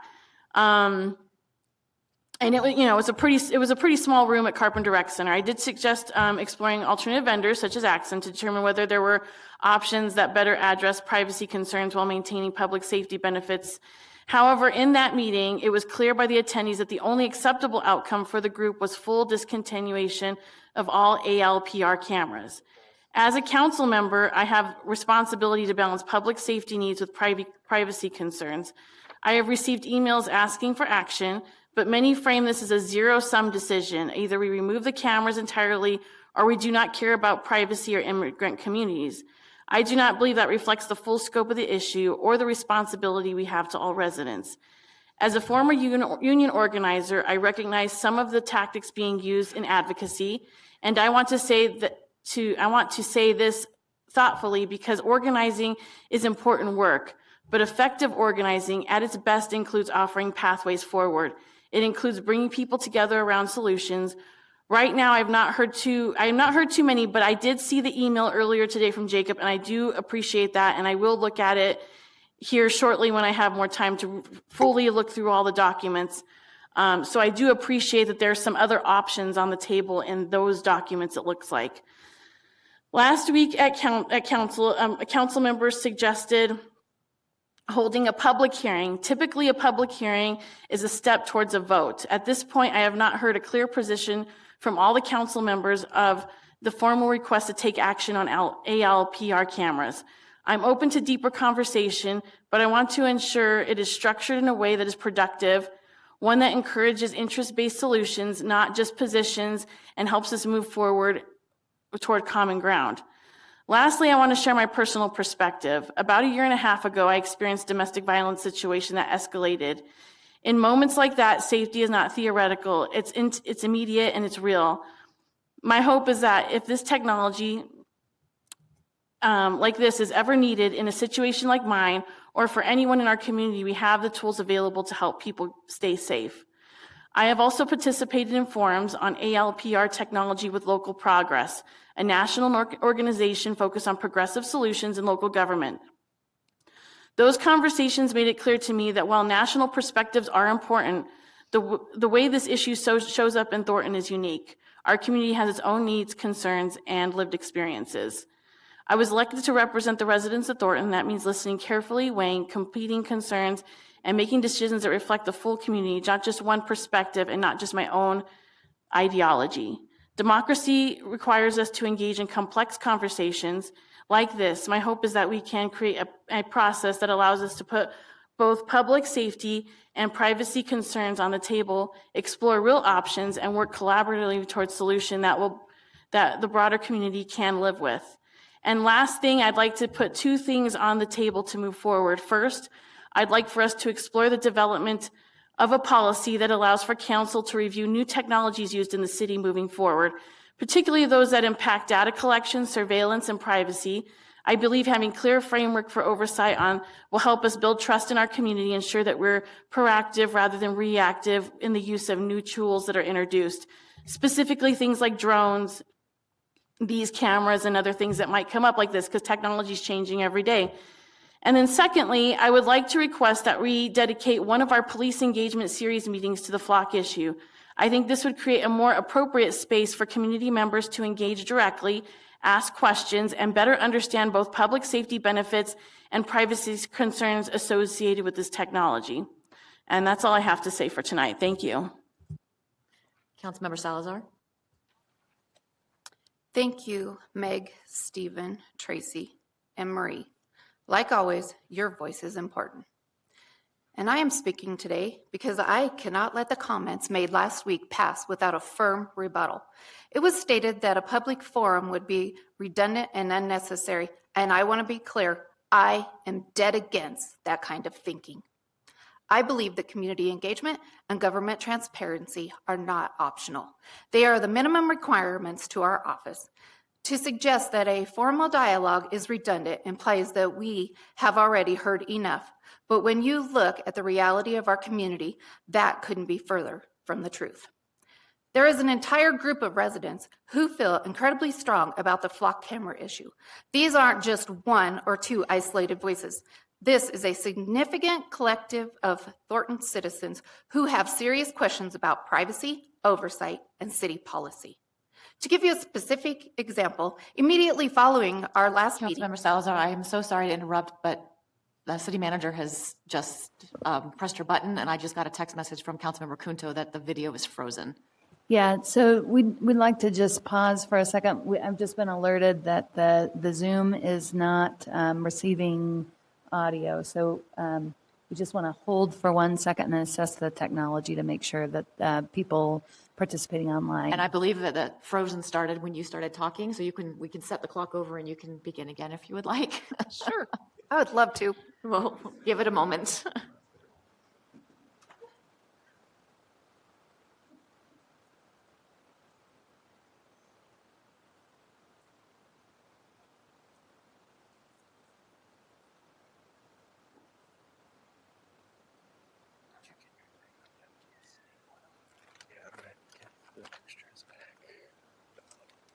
Actually, let's take a brief break while we're doing this. Might give us a few minutes to go to the restroom and let the staff figure this out, and we'll come back. Thank you. And we are back online, Ms. Long? All right, can we restart the clock for Councilmember Salazar so she can begin her comments over again? All right, Councilmember Salazar, back to you. So let me start over. Thank you, Meg, Stephen, Tracy, and Marie. Like always, your voice is important. I am speaking today because I cannot let the comments made last week pass without a firm rebuttal. It was stated that a public forum would be redundant and unnecessary. I want to be very clear. I am dead against that kind of thinking. I believe that community engagement and government transparency are not optional. They are the minimum requirements to our office. To suggest that a formal dialogue is redundant implies that we have already heard enough. But when you look at the reality of our community, that couldn't be further from the truth. There is an entire group of residents who feel incredibly strong about the flock camera issue. There aren't just one or two isolated voices. This is a significant collective of Thornton citizens who have serious questions about privilege, oversight, and city policy.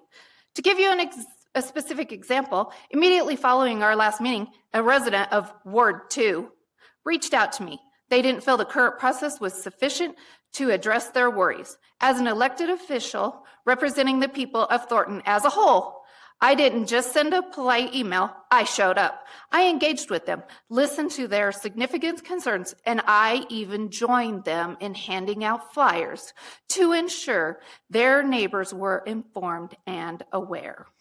That was me doing my job. If we as a council decide that we are too busy or that a forum is unnecessary, while an entire group of constituents is asking for clarity, we are failing in our duty. Direct engagement is how we build trust. Transparency is how we stay accountable. We should not be closing doors. We should be opening them. I strongly urge my colleagues to move forward with the public forum. Let's show the people of Thornton that we aren't just here to occupy seats, but to listen to the people who put us in them. Thank you. Councilmember Martinez. Good evening, everybody. I do want to thank you all for coming out here and sharing your thoughts and opinions. I know that it is not easy for anybody to come in here and address the council. I've done it before in the past, before I was on council. It can be intimidating, and I just want to let you know that I welcome your feedback, and we want to listen to. I mean, we listen to everything that you're saying. I do, and I know many of my colleagues do as well. And it's very important that you come in here and do that. So I appreciate that, and I have a lot of gratitude for people in the neighborhood, the communities who come in and advocate for what they believe in. Just about everybody in here from the community has done that, and there's some people in here who I don't always agree with, but I do welcome their opinion, and I think it's valuable to the community. So I do want to kind of highlight some of the things that have happened over the last couple of weeks. It's been a very busy couple of weeks here in the city of Thornton. First, I want to thank our Parks Director, Chris Steinke, and our Deputy Director for Parks, Bob Keys, for being so engaging and welcoming to community members regarding many different issues, but in this case, I'm calling out the community gardens project that I've been championing over the course of the year. And our Parks Department has been very supportive of having those conversations and trying to find real solutions to something that has clearly a need in our community that our residents have brought forward, and also engaging them and making them a part of the process.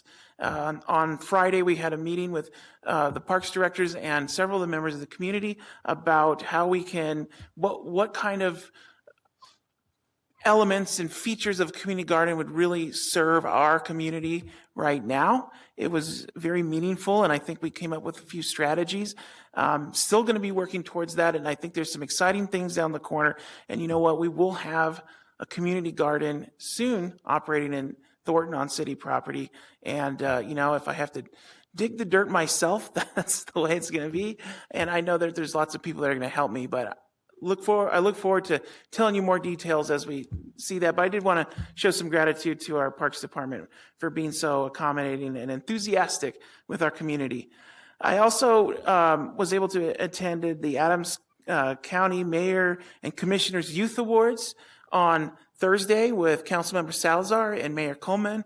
And this is an incredible event where we got to see some of the amazing students from around our county be recognized for who they are and the work that they do in school and the challenges that they've overcome.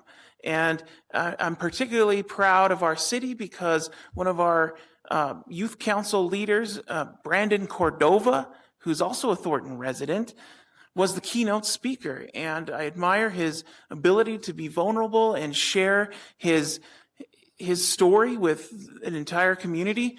And, it really highlights how well these kids in our youth council program throughout Thornton and throughout the county, how lucky they are to have people like Brandon leading them and guiding them and mentoring them through the challenges that they face as young people. And so thank you, Brandon, and thank you for the council members and the mayor who attended. It was a very meaningful moment for me, and I'm actually really glad I got to bring my 6-year-old daughter and show her what the big kids are doing. And it really meant a lot to her, surprisingly. She wasn't that bored. So I also attended, the big one was the Accessible Extravaganza. Such an incredible event every year. It was good to have it back out in the community park again. If you recall, last year we had to do it in a snowstorm inside, and it's just good to be back out there again. I want special thanks to Tashco for all the work they put in and collecting those baskets. And I got my basket in the very last moment, and so thank you to board member Stacy for picking it up and all the work that she put in there, and all the members of Tashco. Really a fantastic event, and I appreciate seeing all my colleagues out there, talking to the families and helping run the event with putting the eggs out there. It was great. So if you could make it, I was glad to see you there. If not, try to make it next year. It's a really great event. Let's see. There was also a community meeting that we hosted in Ward 1. Incredible event. We had many members from all different wards out there. I really do love that about our community events in Ward 1 is I always see somebody from Ward 3, Ward 4, Ward 2. They always want to come down to community connections and learn what's going on, talk to some of our residents. And so thank you to all who came out there. And the last thing, I just want to call out, there's a whole lot of other things I'm skipping, but running out of time. And I'll just say that I want to specifically thank Councilmember Salazar for all the work that she's done in our community, particularly around outreach and building relationships with members throughout the whole city, but in particular Ward 1.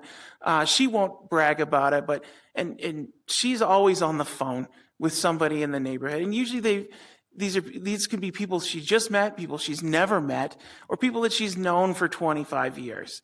And throughout all of those conversations, I hear she's trying to help them. She's trying to advocate for them. She's trying to get them what they need. She's trying to make the city work for them, which is the way it should be.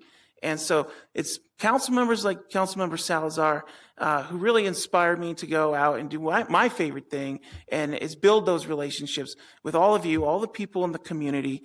She is so committed to it. She's on the phone. She will even go to your home and talk to you and ask you what are some of the challenges that you're facing in your neighborhood. And that is, I've learned from her over the years, even before she was on council, that is how you really get the pulse of what's going on in the community, and to really know how people's different life experiences are impacted by the city. It's one of my favorite things about being on council. And thank you, Councilmember Salazar, for helping me become better and understanding the needs of the community. I appreciate all that you do, and I'm just so grateful that you're here to help me out. That is all. Councilmember Russell? I'm sorry, Councilmember Morris. I'll come back to you, Councilmember Russell. Good evening, everyone. Thank you to all who have sent emails and messages, have met in person with me, Jacob, Meg. I appreciate the time and coffee. And of course, all those who have engaged in public comment and provided input to share thoughts about automated license plate readers. I've heard thoughtful concerns being raised about privacy, about data security, about vendor accountability, and about how systems like this are used in our city. And they deserve to be acknowledged and considered. I'm glad that these issues have been raised and are part of the conversations happening. A fundamental role of our city government is to keep our community safe. Our residents expect us to keep their neighborhoods safe through deterring, combating, and solving crime effectively. Every day, our police department is working hard to fight crime. Car theft, hit and runs, child abductions, even human trafficking. In fact, side note, Adams County has the highest levels of human trafficking crimes among the Front Range counties since 2008. That's the reality we're operating in. These crimes and threats to our city are not hypothetical issues. They are real. They have real consequences for the victims. And they're happening here and across our region. Our expectation is that our police continue to explore and utilize the most effective tools, technology, and tactics that move us closer to the goal of having a safer city today than yesterday. And that's why tools like ALPRs are used. They help officers identify vehicles connected to crimes. They help locate stolen cars. They provide leads and investigations where time matters. These tools are about solving crimes and bringing justice to victims. At the same time, I don't want this to become an either-or conversation. We're not choosing between public safety and accountability. We're responsible for delivering both. I want to thank our police department for actively responding to community input by strengthening our auditing and oversight of the system that's been in use since 2019. Residents have spoken, and those concerns have led to real adjustments. And that's exactly how this process is supposed to work. This shows that engagement is not just happening, it's working. I appreciate the professionalism, the ongoing engagement, and responsiveness to matters like this and many others. In regards to the use of ALPR systems in our city going forward, I believe we need to stay focused on several things: maintaining clear policies around how the system is used, ensuring accountability and access and auditing, and continuing to communicate clearly with our residents about how it works. At the end of the day, my position on this is pretty straightforward. I'll continue to support tools that help keep our community safe. I'll continue to expect our police department to choose only the best tools to achieve its mission. And we will continue as a city council to ensure these tools are used with accountability, transparency, discipline, and with proper safeguards. Of course, I welcome continued comments on that in emails regarding ALPRs. And of course, buying me coffee helps, so I appreciate that. Important recognition. I want to shift topics here. Couple things coming up. Right now, actually, April 12th through April 18th, we have National Public Safety Telecommunicators Week. This week honors 911 operators, dispatchers, and emergency communications professionals who serve as the first responders. Thank you to our dispatchers and emergency communications professionals helping make our city safer every day. Next week is National Crime Victims' Rights Week. It takes place from April 19th to the 25th, marking its 45th year. First proclaimed in 1981 by President Ronald Reagan, this week brings people together to recognize the impact of crime, honor survivors, and renew our commitment to victims' rights and services. As we all know, crime deeply affects victims and survivors in many ways: physically, financially, emotionally, spiritually, and socially. Across the country, over 12,000 victim service programs help survivors rebuild their lives and support public safety. Their work is backed by more than 32,000 laws that define and protect victims' rights. National Crime Victims' Rights Week is a time to look back on the advances of the past 45 years, honor the strength and resilience of survivors, and renew our promise to support victims' rights every day. All right, exciting stuff ahead. We've got a couple upcoming events and opportunities for our residents to get involved in. There is an Earth Day volunteer event on April 22nd from 10 a.m. to 12 p.m. And from the city website, this year we're rolling up our sleeves to give back to nature by building birdhouses and bat boxes that will be placed throughout the city. These habitats will provide safe nesting sites and help support healthy biodiversity in our community. City staff will install each habitat in carefully selected locations where they'll best support local wildlife. And good news, materials and tools will be provided. Next great event coming up in April, the Arbor Day tree planting. And this will be on April 25th from 9 to 11 a.m. From the city website, it says, join us for a community tree planting at Wood Glen and Brookshire Park. This year, we will again celebrate the importance of trees with a tree planting. Volunteers will be instructed on proper tree planting techniques and care, and then will put their knowledge to work by helping staff plant trees. It's a great family-friendly opportunity to make a difference. And again, good news, water, gloves, tools, and staff expertise will be provided. And looking further into next month, our Community Connections team is looking for volunteers for a spring neighborhood cleanup that is happening on May 16th from 8 a.m. to 4:30 p.m. If you are someone who cares about code compliance and wants to get more involved, please attend. Volunteers will assist eligible homes to avoid Thornton City Code violations through yard maintenance services. And participants ages 13 to 17 are also welcome with parent permission. And then a few other events coming up. I'll highlight one more. I want to highlight the second session of the Police Engagement and Education Series. This will be on Thursday, April 23rd from 6 to 8 p.m. and will be held at the Wright Farms Anythink Library. Thank you to our community liaison officers for hosting these events that feature speakers on a variety of public safety and community-focused topics. This next session will feature the co-responder teams and the community connections teams. And that's all my comments. Thanks so much. Councilmember Russell. All right. I'd like to share a few highlights over the past few weeks and then obviously talk a little bit about tonight's more talked about subject. But I had the opportunity to also attend the Thornton Accessible Extravaganza, which was a fantastic event, bringing families together, creating fun and inclusive environment for our community. It's always great to see such strong participation and the joy these events bring our youthful residents. I also toured Murphy Company, where I was able to see firsthand the important work being done by Thornton union workers, including pipe fitters, plumbers, sheet metal workers, among others.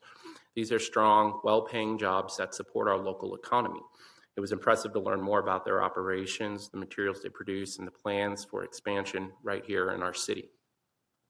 Additionally, I participated in the Veterans Day Planning Committee alongside city staff, Councilman Morris, and community volunteer and veteran Dr. David Bigelow. We were building on last year's success and working to expand and enrich this year's celebration to better honor those who have served our country. I also attended the Inland Station Area Master Plan Project Kickoff meeting, that's a mouthful, focused on the future stations at 144th and Highway 7. It was great collaborating with County Commissioner Odorizio, members of our planning department, Mike and Karen, to name a few, and other stakeholders as we plan for thoughtful growth and connectivity in our region. And finally, on a fun note, I had the pleasure of attending the 120th annual Colorado Auto Show at the Convention Center. While there, I was able to spend time with our E470 team, who are engaging the community and showcasing their rebranding efforts. Thank you for the invite and the opportunity to see the engagement in action. And to the more talked about issue this evening. So I want to first start off by thanking our residents for coming in to share their thoughts and concerns. It's always welcomed, and that's exactly what this forum is designed to do. You know, one thing that was mentioned this evening, and I had seen before, was the email from the Flock CEO about Americans raising questions and concerns about the technology. I find that troubling. I too share the sentiment that gaining education about new technology doesn't represent Americans who want to defund the police or weaken public safety, normalize lawlessness. And I share that position too. It's simply a healthy conversation and discussion, and to be labeled negatively and to put those assumptions on Americans is wrong. So since I share that position as well, Mr. Langley can flock off when making assumptions about myself and fellow Americans.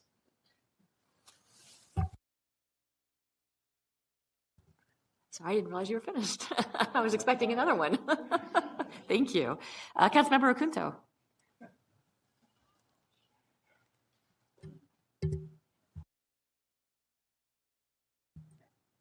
Councilmember Okunto? Can you hear me? Now Sorry we about can. that. Go ahead. All right. Sorry. So I just want to just address what I've heard tonight, and that's the concern about privacy. I hear those concerns, and those are very valid, and I take them seriously. But we must look at the total picture of what is happening in our state and our communities and the level of inconsistency in how these issues are being framed. Many of the individuals expressing concern about ALPR cameras are carrying smartphones that track location data continuously, using vehicle infotainment systems that log travel history, wear smartwatches that monitor movement and health data, using smart speakers and AI tools that collect and store personal information. Those systems are always with you. They operate inside your home, inside your vehicle, and in your daily life. And more to be what's going on in Colorado. The latest FBI data, Colorado had the violent crime rate of 476 per 100,000 residents, which is 30% higher than the national average. Property crime rate is at 2,593 per 100,000, nearly 50% higher than the national average. More specifically, motor vehicle theft alone sits at 491 per 100,000 residents. That is not a small issue.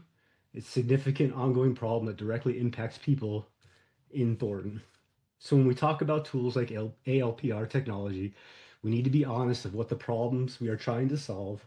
This isn't broad surveillance. This is about addressing real crime trends with tools that are designed to identify stolen vehicles, locate suspects tied to serious offenses, and assist officers in real time.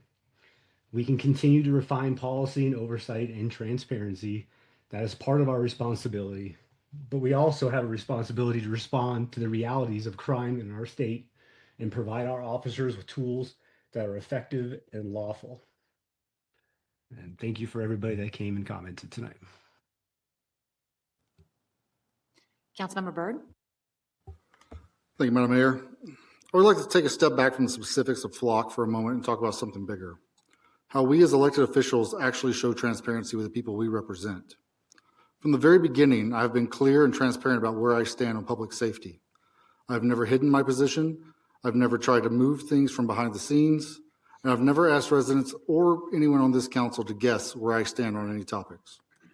Whether people agree with me or not, they know exactly what I believe, that public safety matters and that we should use the tools available to protect our community, and that those decisions are made openly with accountability. Can you play the first image for me, please? What I've seen recently doesn't reflect that same level of transparency. This flyer and others like it are being distributed throughout our community, delivering one-sided messages. Next slide, please.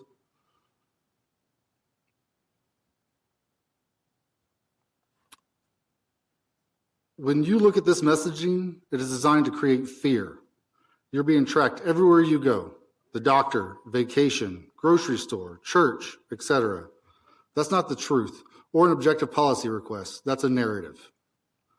Next image, please. It doesn't tell residents how to respond. It even tells residents how to respond. Don't drive, ride a bike, attend these meetings. Quite ironic coming from someone who actually works for a rideshare company and pushing for you not to drive anywhere. This isn't about informing people or protection. This is about pushing a specific message that our police cannot be trusted with this tool. Next slide, please.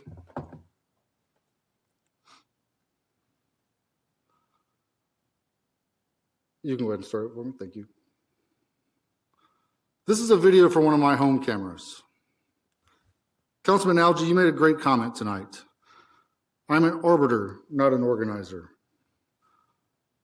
You can see an individual at the top left, or sorry, top right, walking down the sidewalk through this neighborhood, approaching homes, through the driveways, and then turning away. Stopping, texting on their phone. I'm sorry, I'm going to ask the audience to be quiet during the comments. Thank you. My security in my home is my priority. Thank you. Then you suddenly come in directly to mine as if it was intended from the very start. What's interesting about this is that this looks exactly like a city member of this council. Next slide, please. Now, I don't want to be presumptuous, so let's make sure that we can take a look from another security camera view for you. Yes, that's exactly what it looks like. That is a council member here coming to my house, dropping off materials on my doorstep. Next slide, please.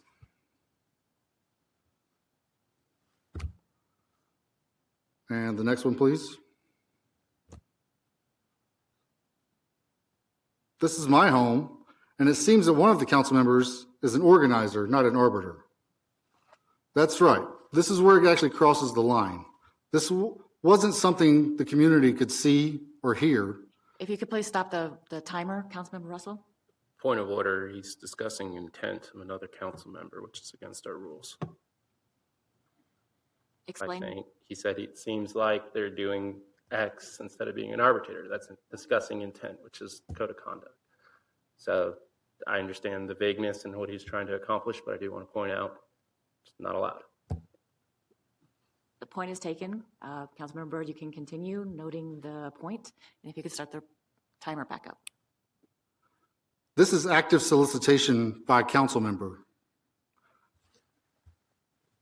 That picture is proof.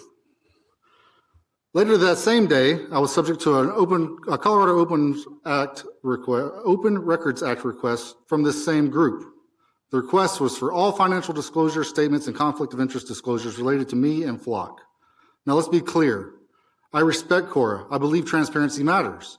And I'm also sorry to disappoint that I have no affiliations or connections with Flock. However, I do work in the same security software industry that provides software to law enforcement, so I know the importance of providing the correct tools.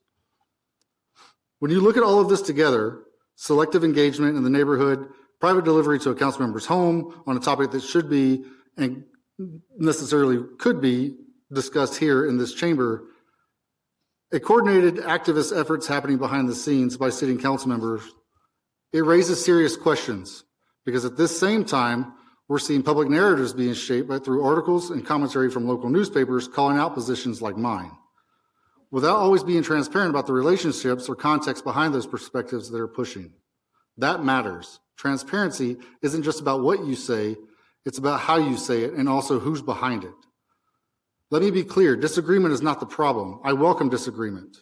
Part of my role as a councilman is to weigh these disagreements and enact policy that is good for all of our residents.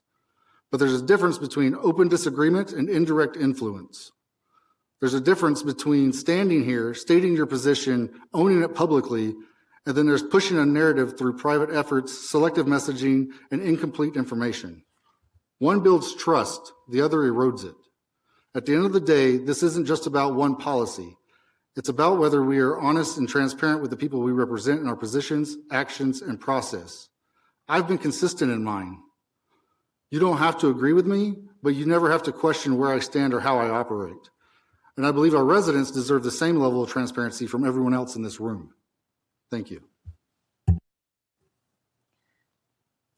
Thank you. A couple of comments from me this evening as well. The city is currently recruiting for regular positions such as co-responder, community connections coordinator, and a cybersecurity engineer.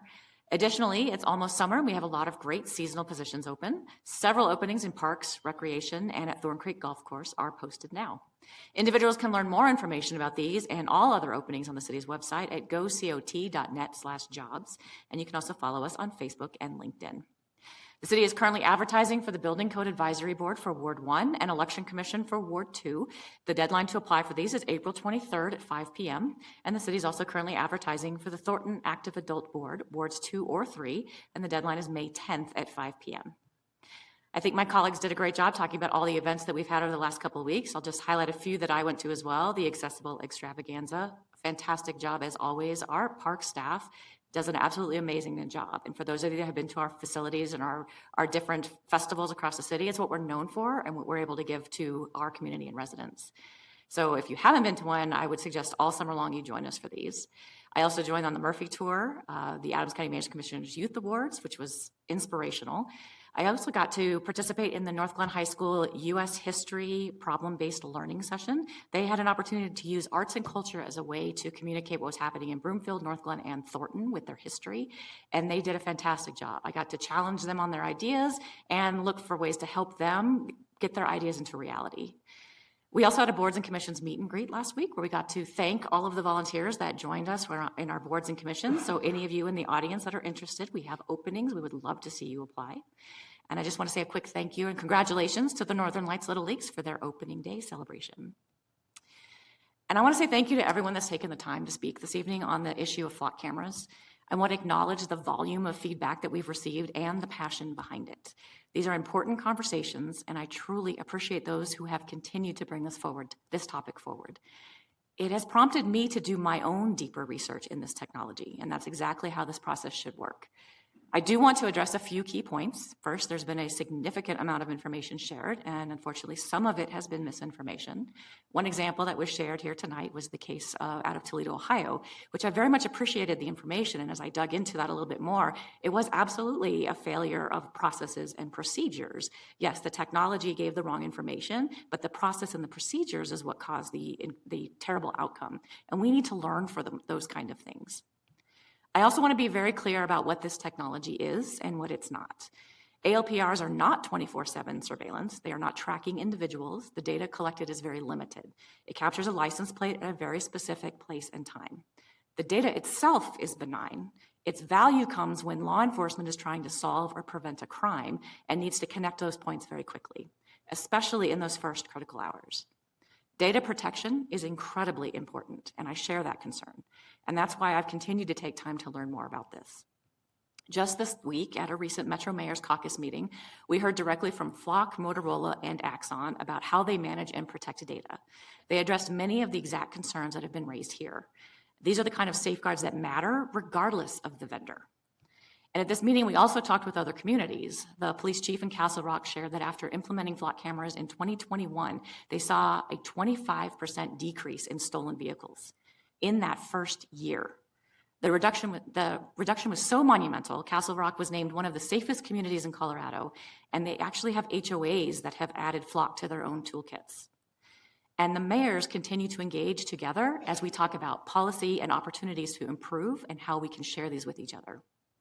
We also talked with Adams County District Attorney Brian Mason, and he was very clear that ALPIs are an invaluable tool, especially because the first 12 to 24 hours after a crime are often the most critical to solve it, many times before a warrant has even been issued. The number one responsibility of the police department and the justice system is to protect the public from harm, and this tool has increased their ability to do this. And I think that's where this becomes really real for me. This isn't just about technology, it's about people.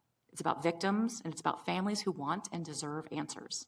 It's about preventing the next crime before it happens.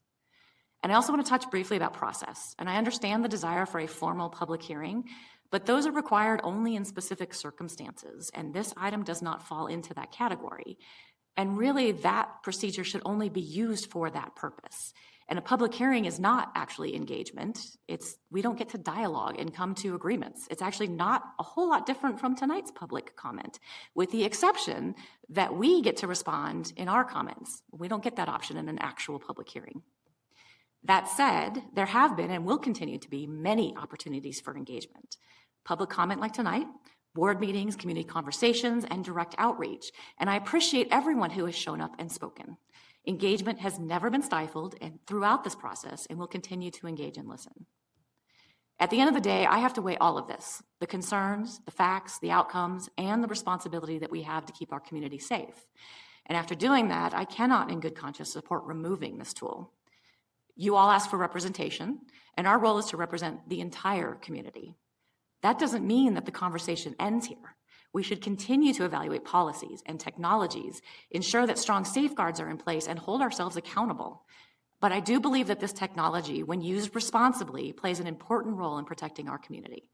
And I'm committed to making sure that we move forward with the appropriate checks and balances in place. I do want to say thank you again for coming tonight, for speaking up, and for caring so deeply about Thornton. With that, I'm going to move on to item 10, which is quasi-judicial public hearings. There are no quasi-judicial public hearings this evening. I'll move on to 11, which is legislative public hearings. There are no legislative public hearings this evening. Item 12 is staff reports. Item 12A is the commercial projects quarterly update, and I'll turn this over to Adam Kruger, Economic Development Director, to present this item.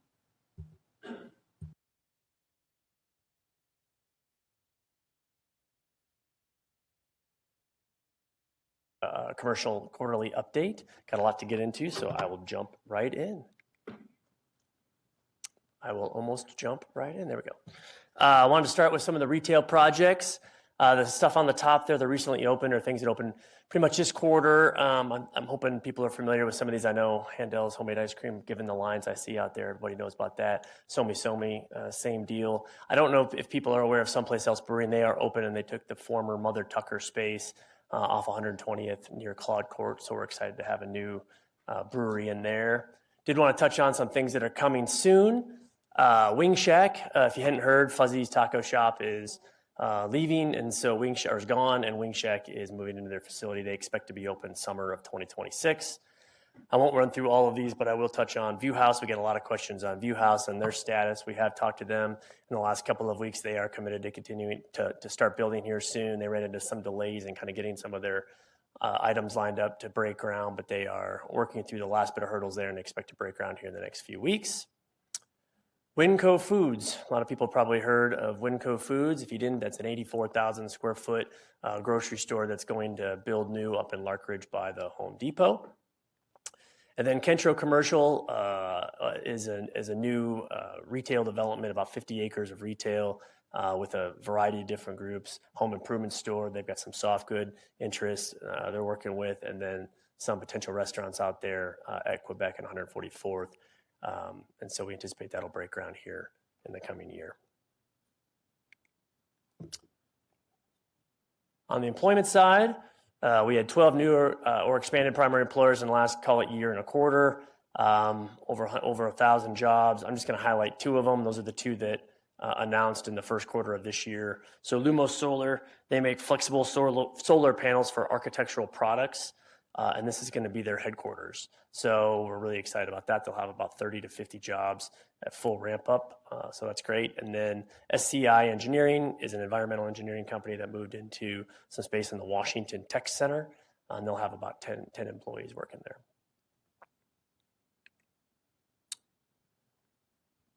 I'll talk a little bit about some of the redevelopment efforts. If you've driven by the Thornton Shopping Center recently, you can tell that there's been a little work. There's a little bit of work being done there. A lot of things happening on that site. We are actively remediating the contaminated soils. The piles of dirt that you see out there are actually clean soils that we're going to put back in those holes, and we'll be starting to get out the contaminated soils here in the coming weeks. We did have a community update meeting on the 18th of February. We wanted to make sure the public was aware of the work that we've been doing on that site and then our plans moving forward, which leads me to the third bullet on Thornton Shopping Center, which is the redevelopment request for qualifications will be coming out here in the second quarter. We're really excited to get that out on the street and get some working towards the redevelopment of that site. Did want to touch on a couple of other redevelopment items. I'm sure most have heard that Adams 12 is rebuilding the Thornton High School. They've been working on the site north of Brittany Hill. There was some asbestos on that site that they have been cleaning up. So if you've seen activity there, that's been some of the work you've seen. And then there will be ball fields built there along with the redevelopment of the high school, which is an exciting project.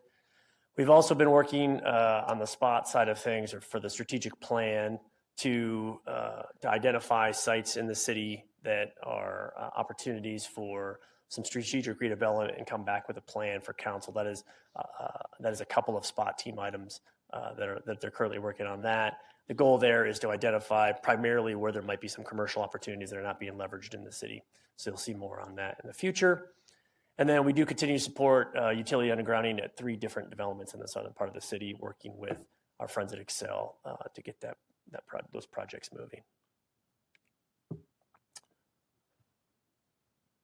On the Alliance Business Center and Small Business Support side, I won't run through all these numbers, though we did have a really good activity at not just our events, but also our workshops in the center itself. I do want to touch on a couple of bullets here. One, we did do some outreach to businesses affected by the fire.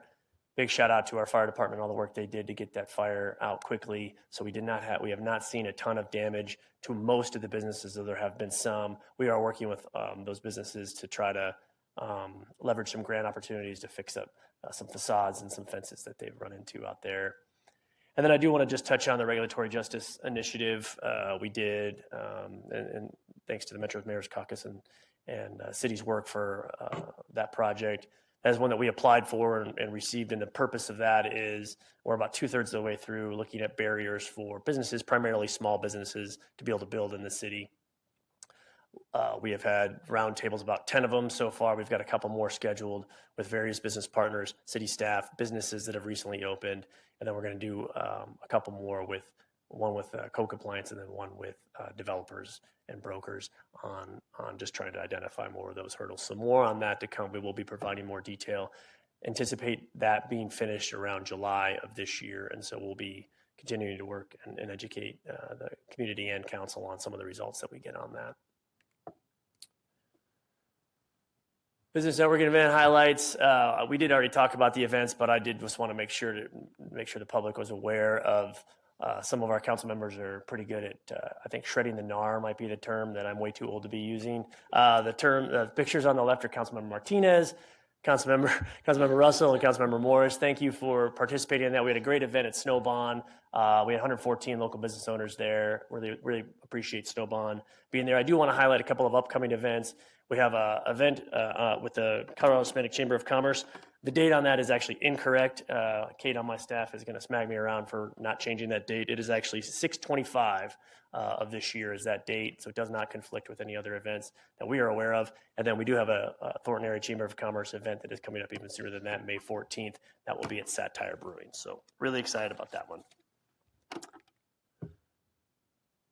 Do just want to touch on a couple of follow-up questions. There were some questions at the finance update on sales tax. Big topic, obviously very important for the city. We did want to just follow up on a couple of points that were brought up.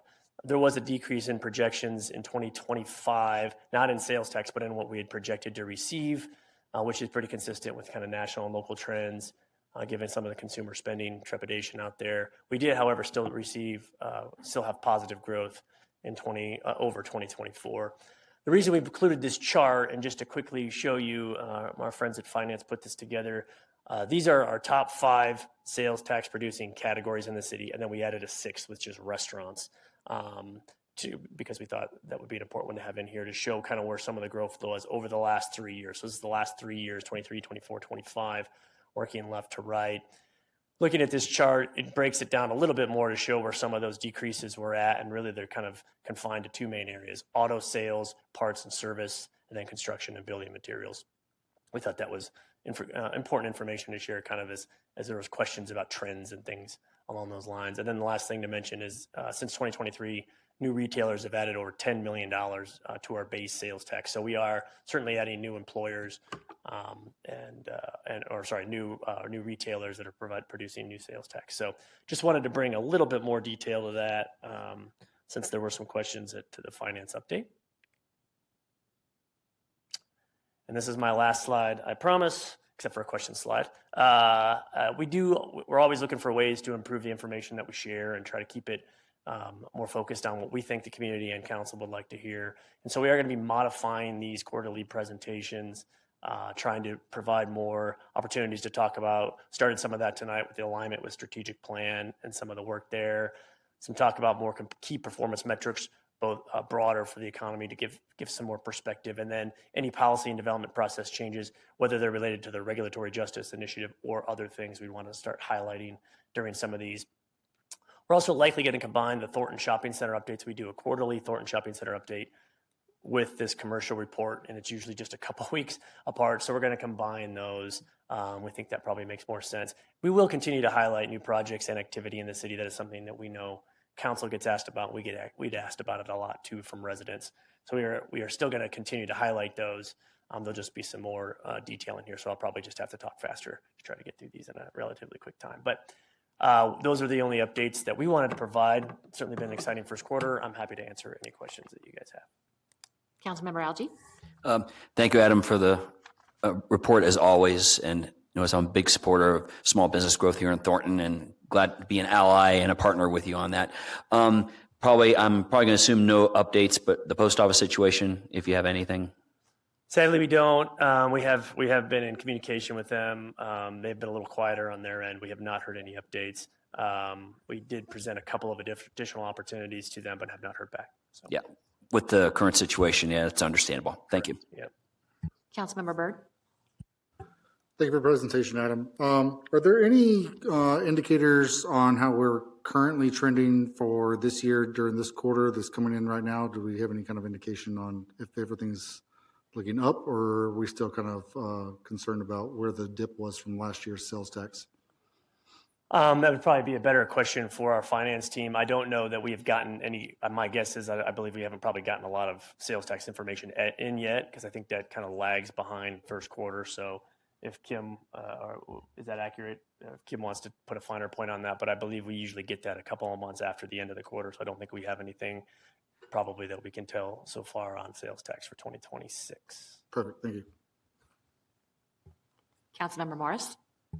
Hey, Adam, thanks for the presentation. I might have missed it in recent meetings. Did we have an update on who's going into the former media location, or is that still being marketed? Still being marketed.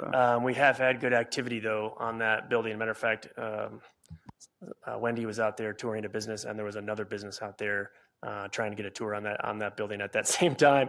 So it kind of worked out well because they were already out there working with the broker. But there has been good activity on that site, but there is nothing that's been inked yet. So we'll keep you updated as that moves forward. Any additional questions? Yes, ma'am.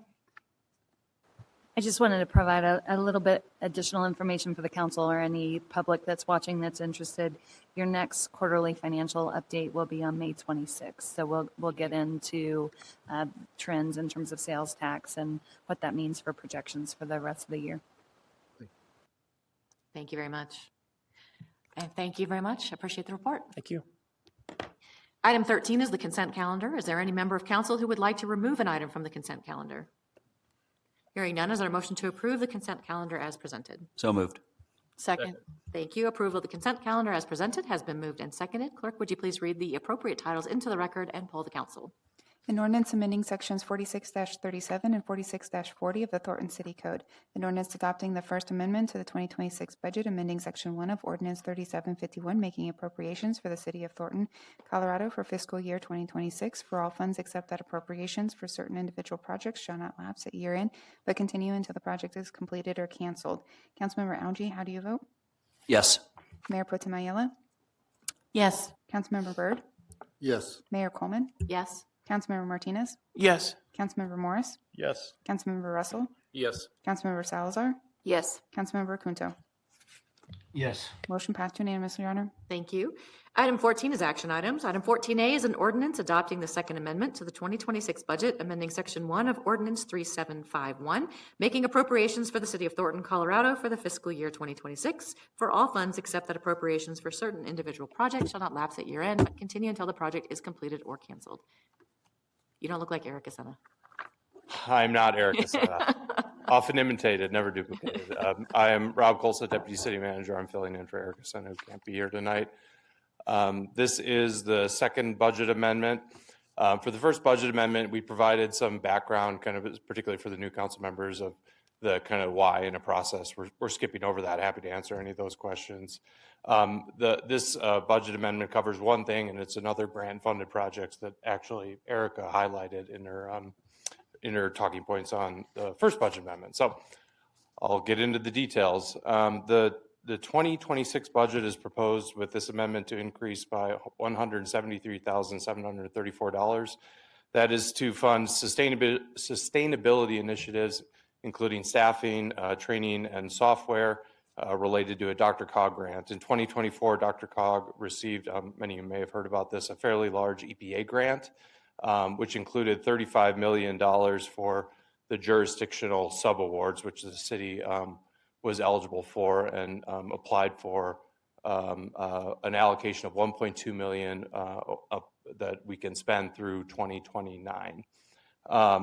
The sustainability position will really go to support actions, an action item in the strategic plan, which is implementation of the environmental sustainability master plan. The position will align with prioritizing and implementing those key actions in the master plan, with a particular focus on building decarbonization, because that is a requirement of the grant. So we will balance those initiatives along with environmental sustainability initiatives. That's the short and quick version of this budget amendment. Be happy to answer any questions. We'd recommend approval. Any questions from council?